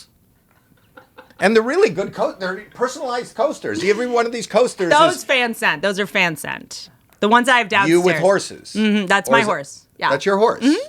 And this is fans send you coasters. Of me and my horse, yeah. Oh, you and your horse. Yeah. Yeah, oh, that's nice. Look at that. We're going to take a little break. Roman swipes. They are convenient over-the-counter wipes that are incredible. What they basically do is that they help you last longer in bed. This is genius. Uniquely formulated to reduce overstimulation without eliminating sensation altogether. Otherwise, they're just use a lightsaber, In 2019, there was a study that they were proven to increase time to orgasm by more than 4 times. All swipe orders include free stuff. 2-day shipping, and they arrive in, are they going to say unmarked packaging? We couldn't find this product for a while. They sent it to us. This is how it's sent to you. Your neighbors won't know. This is a miracle. This solved that problem. I feel like this is going to reduce fights in relationships by like 40%. This is a game changer. I'm so excited. Try swipes today with our special offer just for our listeners. And the gals that listen to us, they can get guys off fast because they're smart and they're funny and I love them all. And then guys, you want to be a fucking stud in bed? Here you go. Get 20% off your first order to GetRoman.com/good. GetRoman.com/good. Your slash deserves it. It is time to upgrade your sleep. You are in your bed most of the time. Blissy. I have talked to you guys about silk pillowcases. It is the best thing on the planet for your skin because what happens is you're getting in bed and all the products you put on, it is just absorbing that. And it's also giving you wrinkles. Everyone should be having silk pillowcases. I agree. They've been pretty trash until now. So Blissy figured it out. They have an award-winning 100% mulberry silk pillowcases, okay? And I put one of them, they're in my bed, and I had one and I put it on the ground, and Pat, look how Mona just went over to it. My dog is like curled up on the Blissy pillowcase. Look, and she fell right asleep. I don't know. There's no other way to show how incredible this pillowcase is. To me, this is just like, you can't say a dog's full of shit. Like, dogs don't care. She's not getting paid for this. Like, this is the best endorsement on the planet. You can say goodbye to wrinkly skin in the morning and wake up with healthier and shinier hair that you can be proud of. Blissy's pillowcases regulate temperature, keeping you cool at night. A hot pillow makes me homicidal. It is so rude. Okay, the silk pillowcase, it's always like, just like a little bit cool. Like, and I get migraines, so I have to have the pillow be a little bit cool anyway. I take these on the road with me. Entire pillow is cool to the touch. No more sweaty nights spent tossing and turning as you search for the cool side. Oh, you gotta flip it. Remember, you like flip it. And then you flip it again an hour later, but it's still hot, and you're just flipping your pillowcase, and then you're just like, I'm up, I guess. I hope whoever started this company is someone that just was like flipping. They were like, I'm just going to invent this thing because no one else will. Blissy pillowcases are made of 100% mulberry silk, which I already said, but it is hypoallergenic. Dogs aren't. That's fake, but this can be. So you can sleep more comfortably without itching or rashes. And I didn't know there were rashes from pillows. I've had a silk pillowcase for so long that I don't even know what this shit is. And unlike other silk pillowcases, they are machine washable and durable. With the holidays just around the corner, why not give the gift of better sleep? Plus, it comes in a gift-ready packaging that they'll be sure to love. I bring it with me everywhere. That's why we never have it in the studio. But it comes in the cutest box, and right now, the one extra one I had, my dog is sleeping on, and we're gonna have to insert that video. I love you guys. Everyone loves Blissy. They have a ton of different prints and colors they make. Great gifts because there's an option for everyone. They have literally over 1 million raving fans online. And if anyone likes anything online, you know it has to be way better than good. Try now risk-free for 60 nights at blissy.com/Whitney and get an additional 30% off. That's Blissy, BLISSY.com/Whitney and use promo code Whitney to get an additional 30% off. Look how healthy my hair is. Look how healthy my skin is. None of it's genetic. My genetics are trash. So you do the math. Sometimes the fear is going blank. That's probably my biggest fear. I heard on recently, Dana Gould told a story on Marin about how he early on went on Conan and blacked out and went, I don't know what I'm going to say next. And they end up cutting it and like fixing it, and I think he started over. But Conan was like, you better be glad you did that on my show. They didn't air it, but like, wow, how terrifying. Have you ever gone blank on stage? No. I have, but my act is such there where I go, look, be honest with you, I don't know what I'm doing right now. Wait, I did have a nightmare happen in Phoenix, as if that's not traumatic enough. I'm on stage. This was like a New Year's show. Maybe this was like 12 years ago. And I got like thrown by something. Like there was someone getting kicked out and there was like a saga and someone like ran up on stage, something. And I tried to like regroup because I was actually scared. And I started a joke I had already done. I went into like, oh, and I went home for Christmas and this happened. And then I realized what was happening and they looked confused and I was able to rescue it. But I genuinely started a joke. I had forgotten I had done a certain joke and just went into it on. I've done that a lot. I did it usually when I used to do 2 shows a night. I would forget that I did that already. And then halfway through whatever I was telling, they go, "You already told us that." I go, "I know. I know. But if it works, go with it again." See if it'll work You again. enjoyed it. Did you not enjoy it? Sometimes, dude, Domino's Pizza is better the second day. Right. You know, like so I've learned to play. I always say that to people that come on AGT. If it's going bad or you get a buzzer or the crowd isn't responding, kind of try to live in the moment. You know, try to, not that you have to comment about it going bad, but find something in that moment to make it real and you'll connect with the audience. And I learned. And if the audience knows They're with you. the biggest fear is I'm watching this ice skater who's about to fall, like, put me at ease so I Right. don't have to worry about you. Is if you just go, why am I bombing with this? And like, then they're like, okay, she knows. Now we can actually focus because they're so worried about the fact that you might not know. I know. So I want to relate. We're all human. And we, as comedians, kind of celebrate our foibles. And if you are having a foible, share the foible.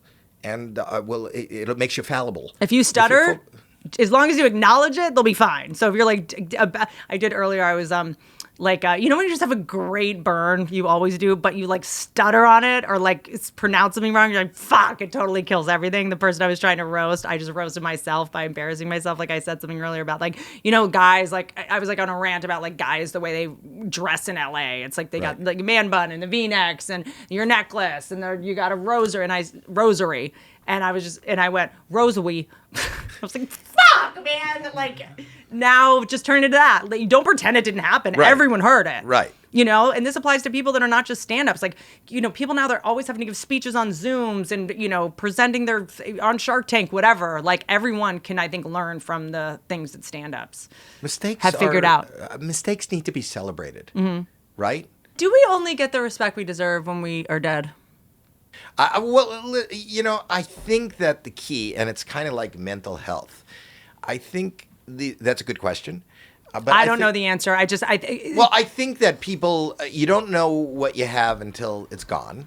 I don't think that anybody feels like the cool kid. Yeah. I don't think any human being. I think as much as you think whoever is that cool kid, I would imagine if you were inside the mind of the cool kid, they are trying so hard to be the cool kid so that because they don't feel they're worthy of being, looked or they're up to, too or afraid even to fail, so they don't try at all. Right. I mean, we're all, whether you're the president of a bank and you're showing up in a $5,000 suit with a silk tie, you're wearing this fucking costume that's really uncomfortable. Yeah. That wouldn't be your choice just so somebody, you want somebody's opinion. You need somebody's opinion. You can't look like you want to be comfortable. You can't show up in a tracksuit. Well, because then you're giving the other person power if you look like it's all this internal work that we're always doing. But what you learn at this stage of life is that ultimately all the respect you need has to come from within. And all the love you need has to come from within. Happiness is an inside job. It really is. Happiness and self-worth and, just your own... What's your biggest fear, like your defining fear? I know what mine is now, and it masqueraded as other things for the longest time. Like I just didn't know, and I actually think that this is pretty universal, and we all run around with this, but it's not identified properly. Like what's your biggest fear? Death. Interesting. Why? It's going to happen, though, for sure. That's why. So there's no stopping it. It's like I'm on this track and this fucking freight train is Have coming you at read me. anything about terror management theory? Terror? Terror management theory. No. The sort of like preeminent book on it is called The Worm at the Core by Ernest Becker. And it's about how, because humans, we are the only species that has like a keen understanding that we're going to die, Right. that we're living in constant terror. Right. And everything that we do is basically to try to have like some modicum of immortality. It's why we love Right. trophies. It's why we love family crests. It's why we, like to be on teams and, have rings from our college and, Right. stuff like that, because we're so uniquely, we're just managing our own terror. And I we have to know. distract ourselves in a way that is really. I know. I'm terrified right now because you informed me that I ingested yellow number 6. That'd be good for me. My biggest fear in life is being embarrassed. And You know what? The dichotomy of that is everybody's biggest fear. They say public speaking is the biggest fear. But somebody who has that fear, it would be easier, you would think, to hide. You've got every. But capacity. that's even more embarrassing. You're a No. coward. Like, for, yeah. No, but if nobody noticed you and nobody could judge you and nobody could see you, you have the capacity to be fruitful in other avenues of. In a of weird work. way, I think that when I started doing stand-up, it was a way to hide because I'm hiding behind this tough-ass exterior.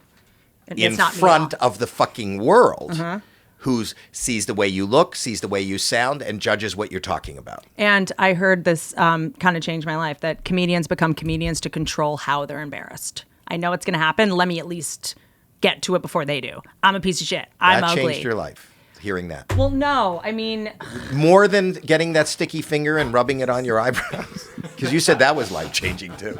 So I'm learning that you're using that life changing kind of analogy very loosely, and it's got a broad spectrum of what is life what's changing. changed your life? The thing that changed my life most was becoming a parent, and I know that sounds really Nope. boring. But the truth is that I thought that I would grow up, have kids, and be able to teach them about the world. Nothing was more terrifying than becoming a parent. I'm terrified. Well, because it's enough to be responsible for yourself, but to be responsible for another human being, for their survival. Like, I'm worried about what would happen if I loved something that much. Like, Well, I'm and then the worried. fear of everything. I think it was Jim Jeffries that said being a parent is just the ability to be on suicide watch all the time. You're just watching this thing. That's genius. Yeah, so it was Jim Jeffries.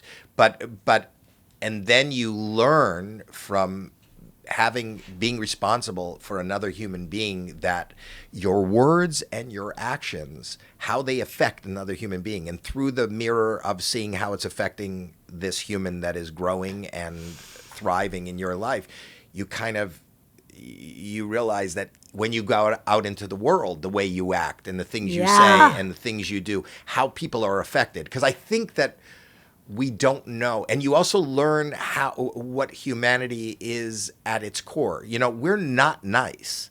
We just aren't. We're not born nice.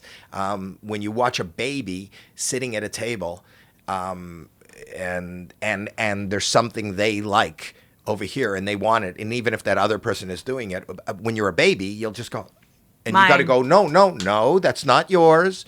Share, that's mine. You just want to take your shit. If somebody annoys you, you just want to hit. No, you can't hit. You can't hit. But our instinct is to be violent. Our instinct is to take. Survival at all costs. Yeah, and our instinct is just to take whatever we see in our periphery that we want in the moment. Immediate satisfaction, and everything else that we become is kind of a learned, trained kind of. I love what you're saying, because I was thinking about this the other day. Is like, number one, I think that, just back to the embarrassment thing, I think so much of why people can't change their minds when they have new information is because they already said something before they had the information, and then they're embarrassed to have been wrong. I think so much of this stuff online of like, I believe I'm for this candidate, and then and they're like, well, I love him even more now, because they're afraid to go like, oh, I was wrong. Like, but I'm big on when you get new information, you can change your mind. That's intelligence. People don't change. People don't change anything, And I realize also from being a parent that I look at my children's lives, and that you're the same age as my children. So I look at your life is so different. Your world is so different than the world that I grew up in. It doesn't even look the same. You don't operate the same. You don't even feed yourself the same as I did. You know what I mean? There was no such thing as Postmates. I only eat Halloween candy, so I'm not a good. No, but you know what I'm saying? Like Example. everything, your form of communication, the way you do business, even the way I got into television is not the same way. When I got into it, you showed up at the Comedy Store and that was it. And if you were at the Comedy Store, you were going to get seen. If you had anything, everybody was given a sitcom. The irony is, I'm going to say something, which is, I think the new Darwinism is people who behave like that. So the people that are only communicating over text, only communicating over email, those are the people who are getting fucked now. The people that show up in person, call and use the phone and do it the quote old-fashioned way are the ones that aren't going to get taken down, canceled, blackmailed, whatever. So Maybe. I'm open and curious to the new ways of doing it. I can't tell you, I've been successful as a comedian. I can't tell you how much time I spend in my office with people who have a 3 in front of their age at the most, and I'm asking, why is this funny? And not that I know it's funny or not that I think it's funny, but I'm looking at why does this have 10 million clicks? Yeah.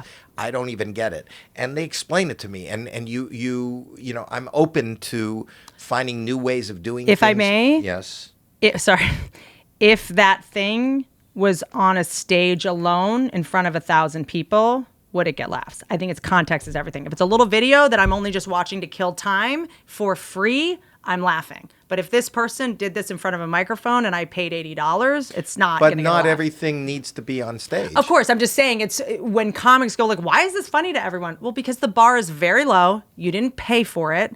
And But that's not true. The point is that, the Three Stooges, most women don't like the Three Stooges. I love the Three Stooges. Okay, but most women don't. But I've sat with women, I love the Three Stooges, and they go, listen, this is 3 guys, they're poking each other's eyes, they're hitting each other, it's slapstick. Yeah. I've talked to people, why is that funny? And if those 3 guys were on stage doing that today, would that get a laugh? Would that draw? Why aren't there troops of people that are slapping each other and knocking themselves out? So what I'm saying is context is everything. It doesn't, I don't give anything any less gravitas because it's on the internet. But what I'll say is comment how many people can stand with just a microphone and make 1,000 people laugh for an hour and a half. I think it's 6,204. Something like that, right? And so that's a very small amount of people. And I think sometimes our bar for what's funny is so high because people are paying to come see us. But by the same token, when Vine was something, which no longer exists, I couldn't think in 6-second spurts. It takes me 6 seconds to just even Right, but there's people if you look at the Logan Paul, that's where they came. They were Vine stars. They're able to garner. But that's not stand up. I just think that comedy and stand up comedy are just 2 different things. I don't compare them to each other because it's just But I am amazed and fascinated about how to engage, and whether that's in stand up comedy, whether that's in podcasting. Look what you're doing now. When you got into stand-up comedy, this didn't even exist. No, and here's what I worry a little bit about, because there's a little bit of a mental health crisis among comedians, and I think what used to kind of hold us together were the conversations we would have in the hallway with each other. Even if we, don't have the same comedy or whatever, just being able to sort of corroborate your experience with someone that also has been in the same war. It's like seeing someone that, you were what is that at war with? What's that called? You were in what is that called? What's it when you were at He's war? just thinking about the puppet. Who? When you're in a foxhole with Well, someone? yeah, but maybe someone you were at a war with. It's like only someone that can understand what you're going through. Right. And I have this theory that any comedian can meet if they've never met before and say 5 ridiculous words and all of a sudden be best friends. You can sort of be like, "What's your name?" "Oh, James from Kansas." "Oh, Chuckle Hut, Penguins." "Oh, wait, hold on. Marty Callner over at Rooster Teeth Feathers. I know you." You just have to say, and then there is always some camaraderie where people have shared experience. And we used to do it in private in the green room, and those things gave you relief. And now we've started monetizing those conversations for public consumption. Monetize, but people slip into your DMs, and people do that. It's just that you can reach further. I mean, I have found that the when glass is half empty with you with that.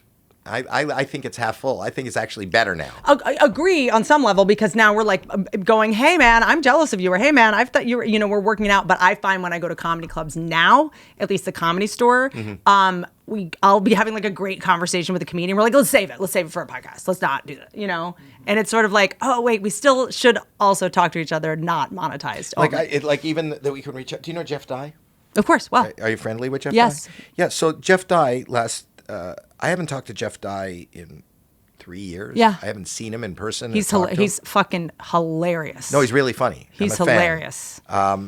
Last night at midnight, I got a text from Jeff Dye, and it says, "Bro, are you a member at Equinox?" Out of nowhere. And I wrote back at 3:40 this morning. I wrote back, "I was, but not now." do you have a cat allergy? And I haven't spoke to him since. Hey, Jeff Dye. Look who I'm here with. Hi, Jeff. So, yeah, I was just. So are you on drugs? What's up? I shared your text with me. He told me that you texted him in the middle of the night asking if he was a member of Equinox. So are you okay? Do you need an intervention or need some money? No, I'm good. Maybe go on Prozac?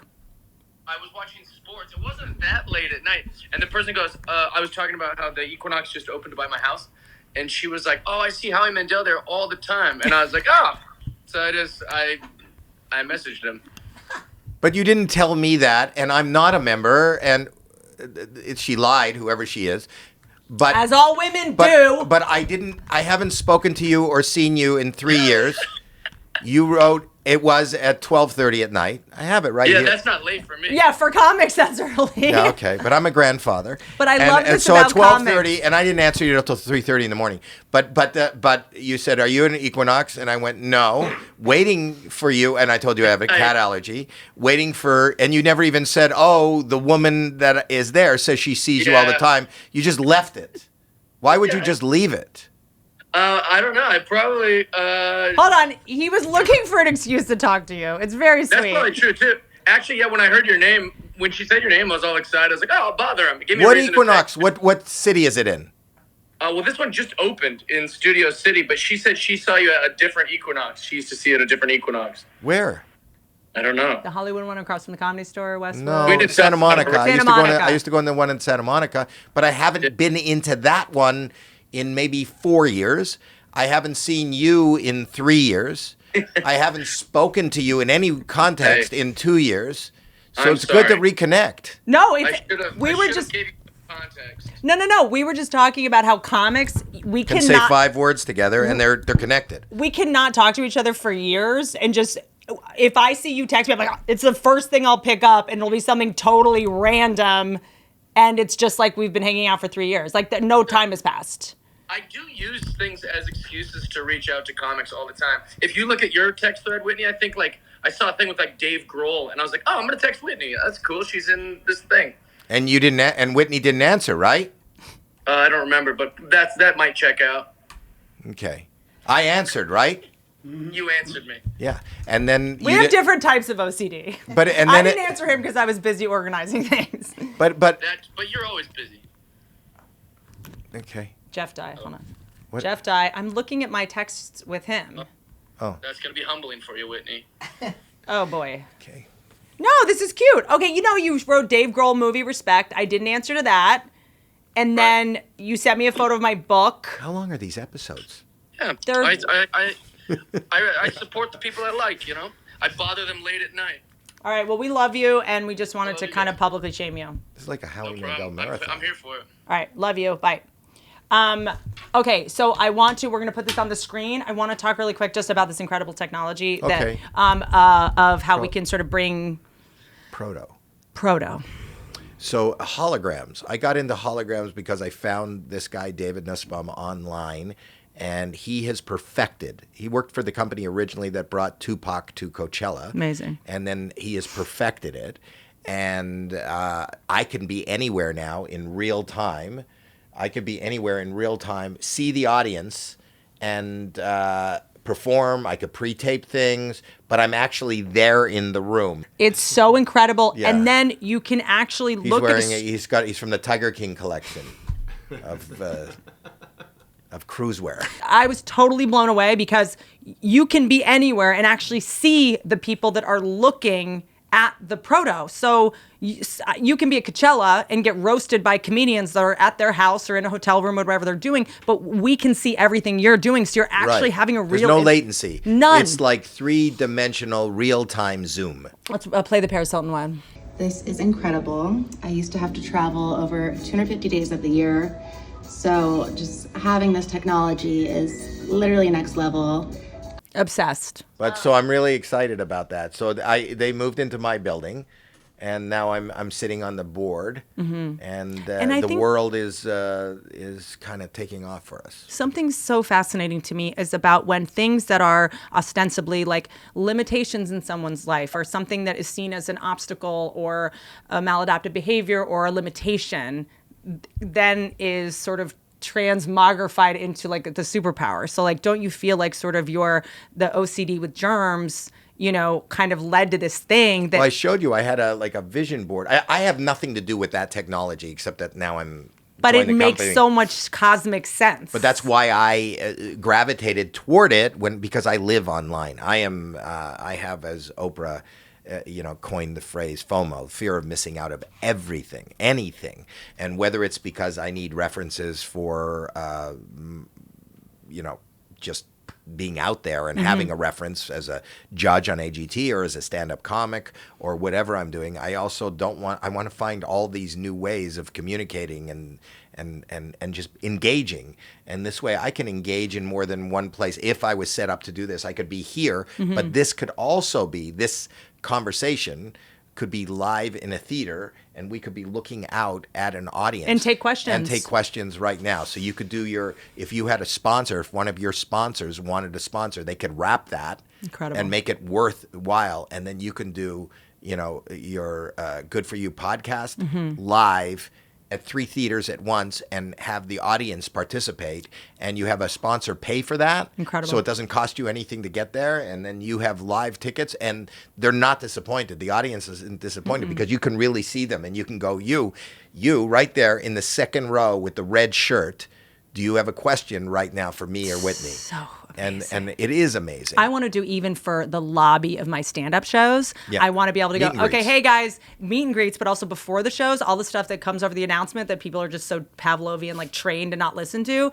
I will take photos after the show. There is a meet and greet. No need to film the set. You can't film the set. Here's why. There was merch after the show. It's just all the boring ass announcements so they can walk by and I'm like, that's what you wore to the show? Okay, I'll try to not take that personally. But then sort of to be able to talk to them from like just backstage or whatever. I used to always do that before there was proto. I used to love the announcements. The announcements were always fun for me. Do you fuck with the announcements? I do. Not usually. So I always do, like, we have fun.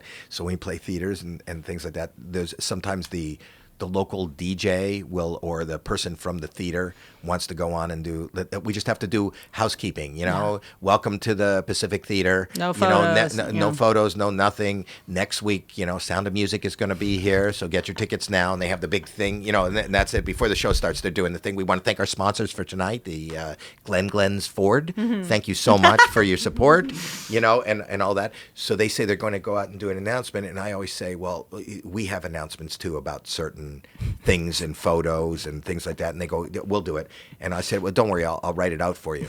And then no, but wait, but I do. I write it. So we write it out, and the first 3 lines, and I hand it to them just as they put the lights on. The guy's going, where is your announcement? Where's your announcement? I go, I'll get them to you. But we go write them in the back. And as the lights are going down, I hand them the paper. And the first 2 lines make sense. Recording Howie's show is not allowed. The fire exits are at the back, and then it made it due to code 693, and then it goes off into this, and you just have this guy on stage reading this shit that means absolutely nothing. I've videotaped it a couple times, but we were always doing things. And then the other thing that we do is after the show, the lights go up, and I'll leave my mic on, and then I have a fight with the promoter. As people are leaving, I'll go, you said you were going to pay me? What the fuck is this? What the fuck? Or you'll hear me, I'll go into the bathroom and go, fuck, I had to piss. I'm pouring the water. You hear the pissing, you hear the toilet flush, and you just see people, like there's 20, 30 people left in the theater just listening to me piss. What else have we done? We were always doing things with the audience. Or the opening acts. The opening acts I used to kill is the what? Water pistol. I love the water pistol one. It's quick.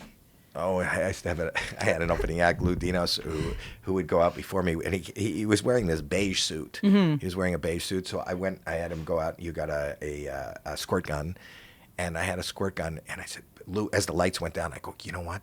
I know you're supposed to do 25, do 20 minutes. And what happens is just let me know what your last joke is going to be. And this is as the announcements. He's about to walk out in 30 seconds. And I have a squirt gun and I'm squirting his crotch. He doesn't know I'm standing Stop! there. Yes. Stop! So he goes out, they go, ladies and gentlemen, Lou Dinos. And he walks out. He's got a huge wet, like he just pissed himself.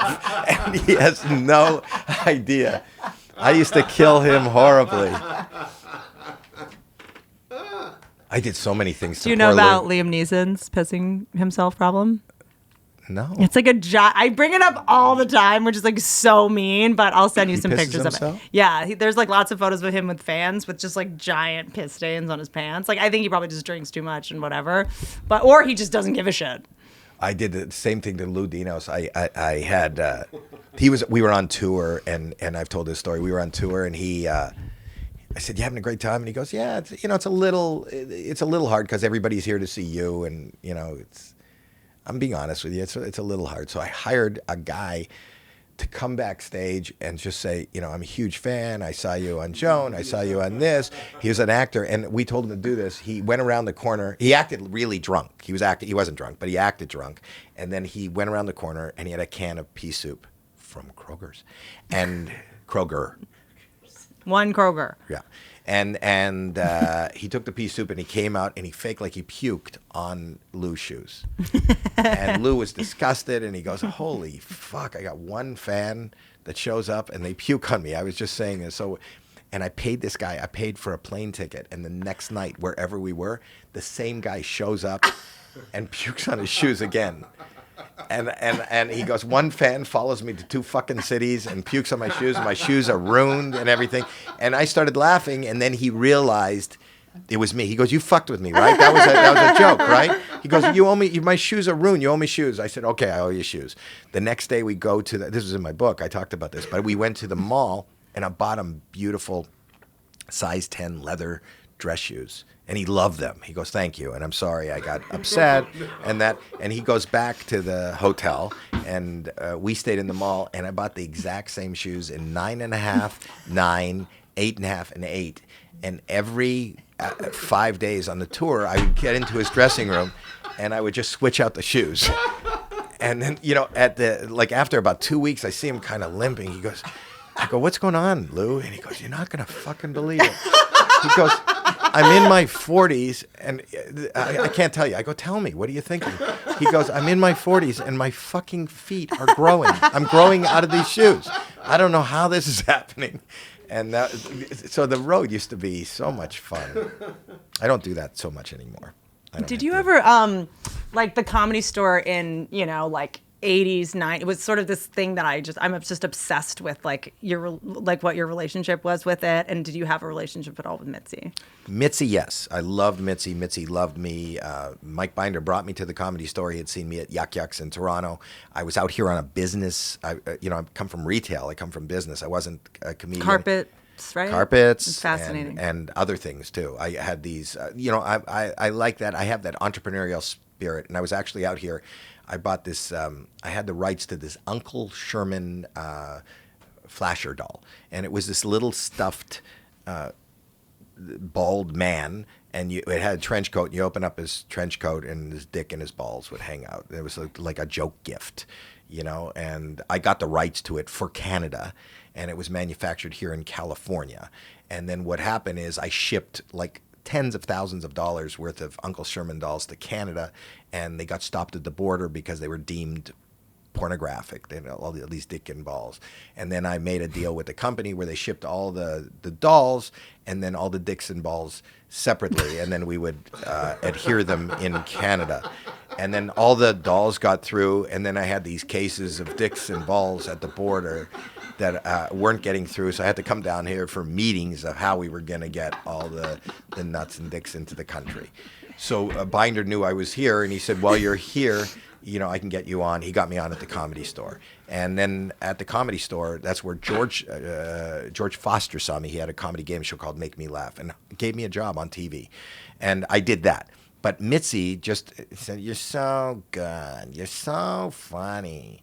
And always gave me spots. So it was Mitzi, when Joan Rivers was when she was the queen of late night, before she did her talk show, and her and David Brenner were filling in for Carson. My first opening spot was in Aspen for David Brenner. Okay, but she was the queen. She was getting bigger ratings when she was on than Carson.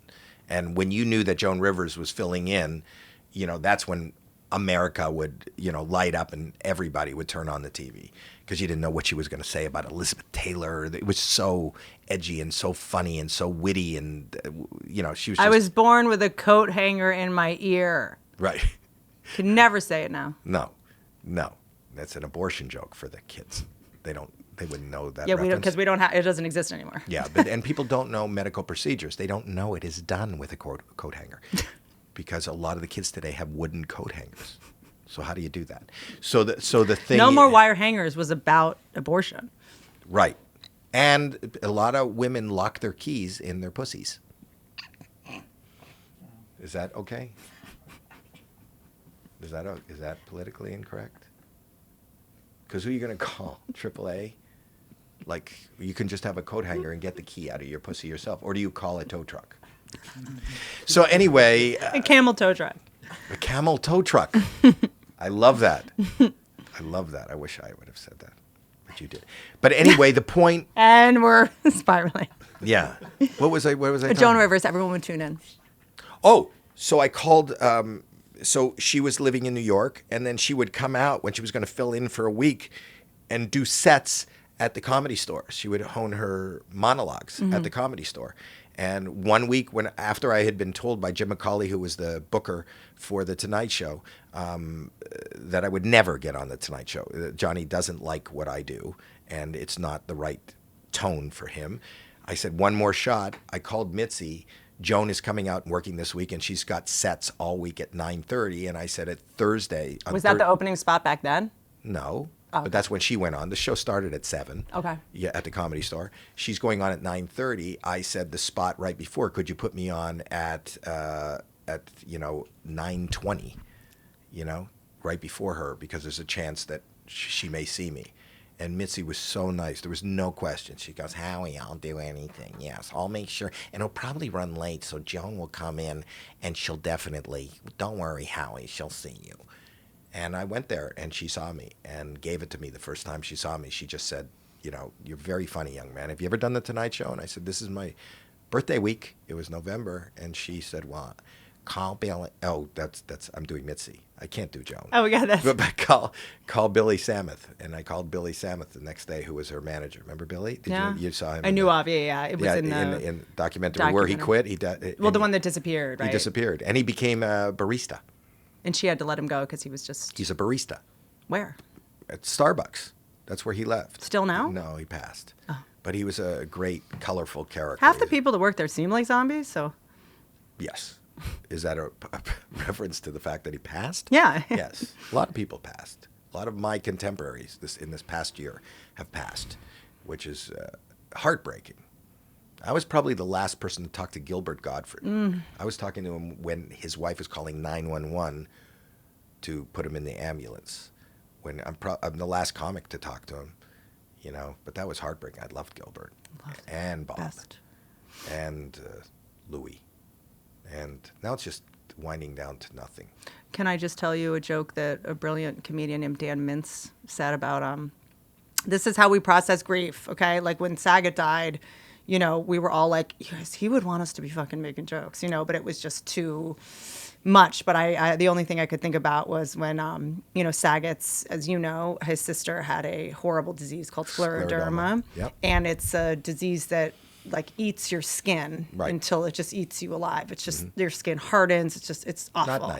Not nice. And one time we were at the Bowery Hotel in the lobby eating, and I was we had just come up for a show. I was starving. I ordered lasagna. He orders whatever he orders, and with a silent G. Oh, because it's my favorite quote that I never get right because of my fucking dyslexia.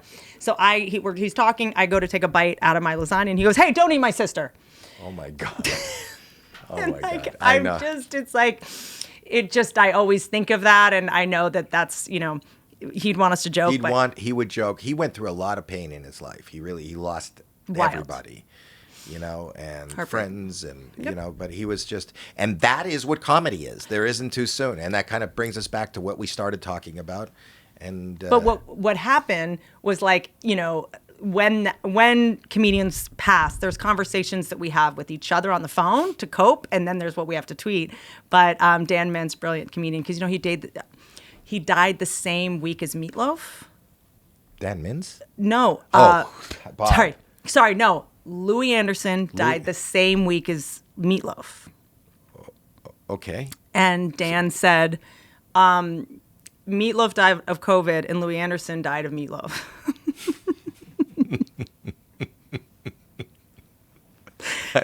I love that. That's how we get through it, you know? Thank God. I just get... Are you leaving? No. Trying a candy corn you want? No. On the floor? No. Oh, do you want some ball washer? The Manscaped, are they a sponsor for you? No. What are you looking for? What is that? That's a sunscreen. I thought Why you are don't. there so many I thought you won't touch anything. Give me that. What? This? Yeah, that. This is the hairspray that doesn't work. I know. You don't want that. What do you need? Nothing. It's not going to work. You saw me do this. Here. Oh, that's coming at You need to take the Moroccan oil hairspray. What's that? Hold Oh. on. Oh, use this. Fuck, they're all broken. Here. Oh, wait. you. You know what? Actually, use this one. Is that hairspray? Mm-hmm. Good. No, it's not. Is it? No, Rita has on root concealer. Shit. Touch-up spray. Shit. It would have come out brown, Black. and I was hoping that you would. I was going to do that. See, you can't break a prankster. Huh?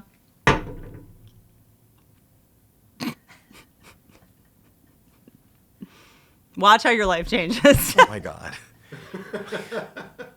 So I... At first, I didn't think it was anything, but I mean, it's like... They're not going to go anywhere.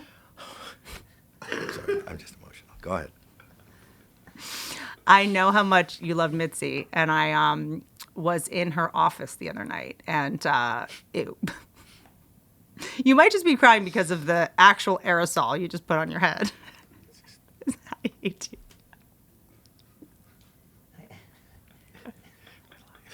It's not the same. I was making fun of it. Oh, God, I hate you. I love you. I love Jennifer Love Hewitt. I'm going to get to the sincere moment. I'm going to get to it. How much more sincere can you be? This is the most disgusting thing I've ever done. My eyelids are now stuck. This is the most, it's like. It's pulling him up a little. He's got a little eye lift.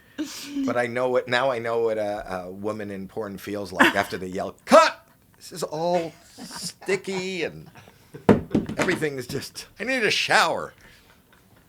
Go ahead. Let's get sensitive. I know how much Mitzi meant. I know how much you meant to her. I sent you the other night that picture. That was cool, yeah. That Hollywood Reporter picture that she Yeah. has in her office. Oh, my gosh. And very few people have been in her office since she passed, and no one's touched anything. And I went to her storage unit, and there's a lot to sort of figure out, but I wanted to give you some things from her office that I think you serious? might like. So this was her original stationery Oh my God. from From Mitzi. the late 70s. That was the stationery she Look, used. from Mitzi. I've gotten notes from Mitzi giving me, oh my gosh. Isn't that cool? That's so, you're giving, do I keep this? Yeah. You're it's for you. amazing. These so, are people have to know, if you're not in comedy, what Mitzi was the grand madam of comedy. A lot of these young unknown comics became known. Jimmy Walker and Freddie Prinze and Richard Pryor, Sam and, Kinison. Yeah, and everybody who's anybody who's listening to this or watching this right now knows. So Mitzi, is responsible for all of us. I was there one night when they brought this young girl from New York to audition for Steven Spielberg and a bunch of other directors, and her name was Whoopi, and she got The Color Purple. That night, they said they're going to put her in the movie, and that kind of made her. So you saw these epic moments happening. So this means a lot to me. Thank you. Real quick, Whoopi Goldberg was, all these comics that you think of these like badass ball busters. If Mitzi was around, it's like this is who the people that are scared of nothing were scared of and admired more than anyone. She was this tiny little powerhouse. Tiny little powerhouse that she would have these big bows like Minnie Mouse, and it was just like she used her femininity in a male-dominated environment. This is my favorite podcast ever. Thank you. Thank you.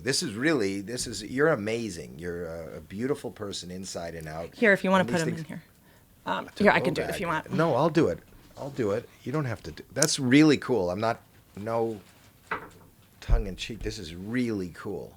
I cannot wait. I'm going to put this. And there's more to come, and, but I just thought it was so neat. This is so cool. I'm such a giant fan. The podcast that we did together is coming out soon too, right? Tuesday next week. Great. Oh, next week. Oh, awesome. Okay, so this will probably come out right after that. So that's a perfect way to consume both of them in the order that they were actually filmed. So I like that. Thank you. I end these very awkwardly. Don't ride elephants.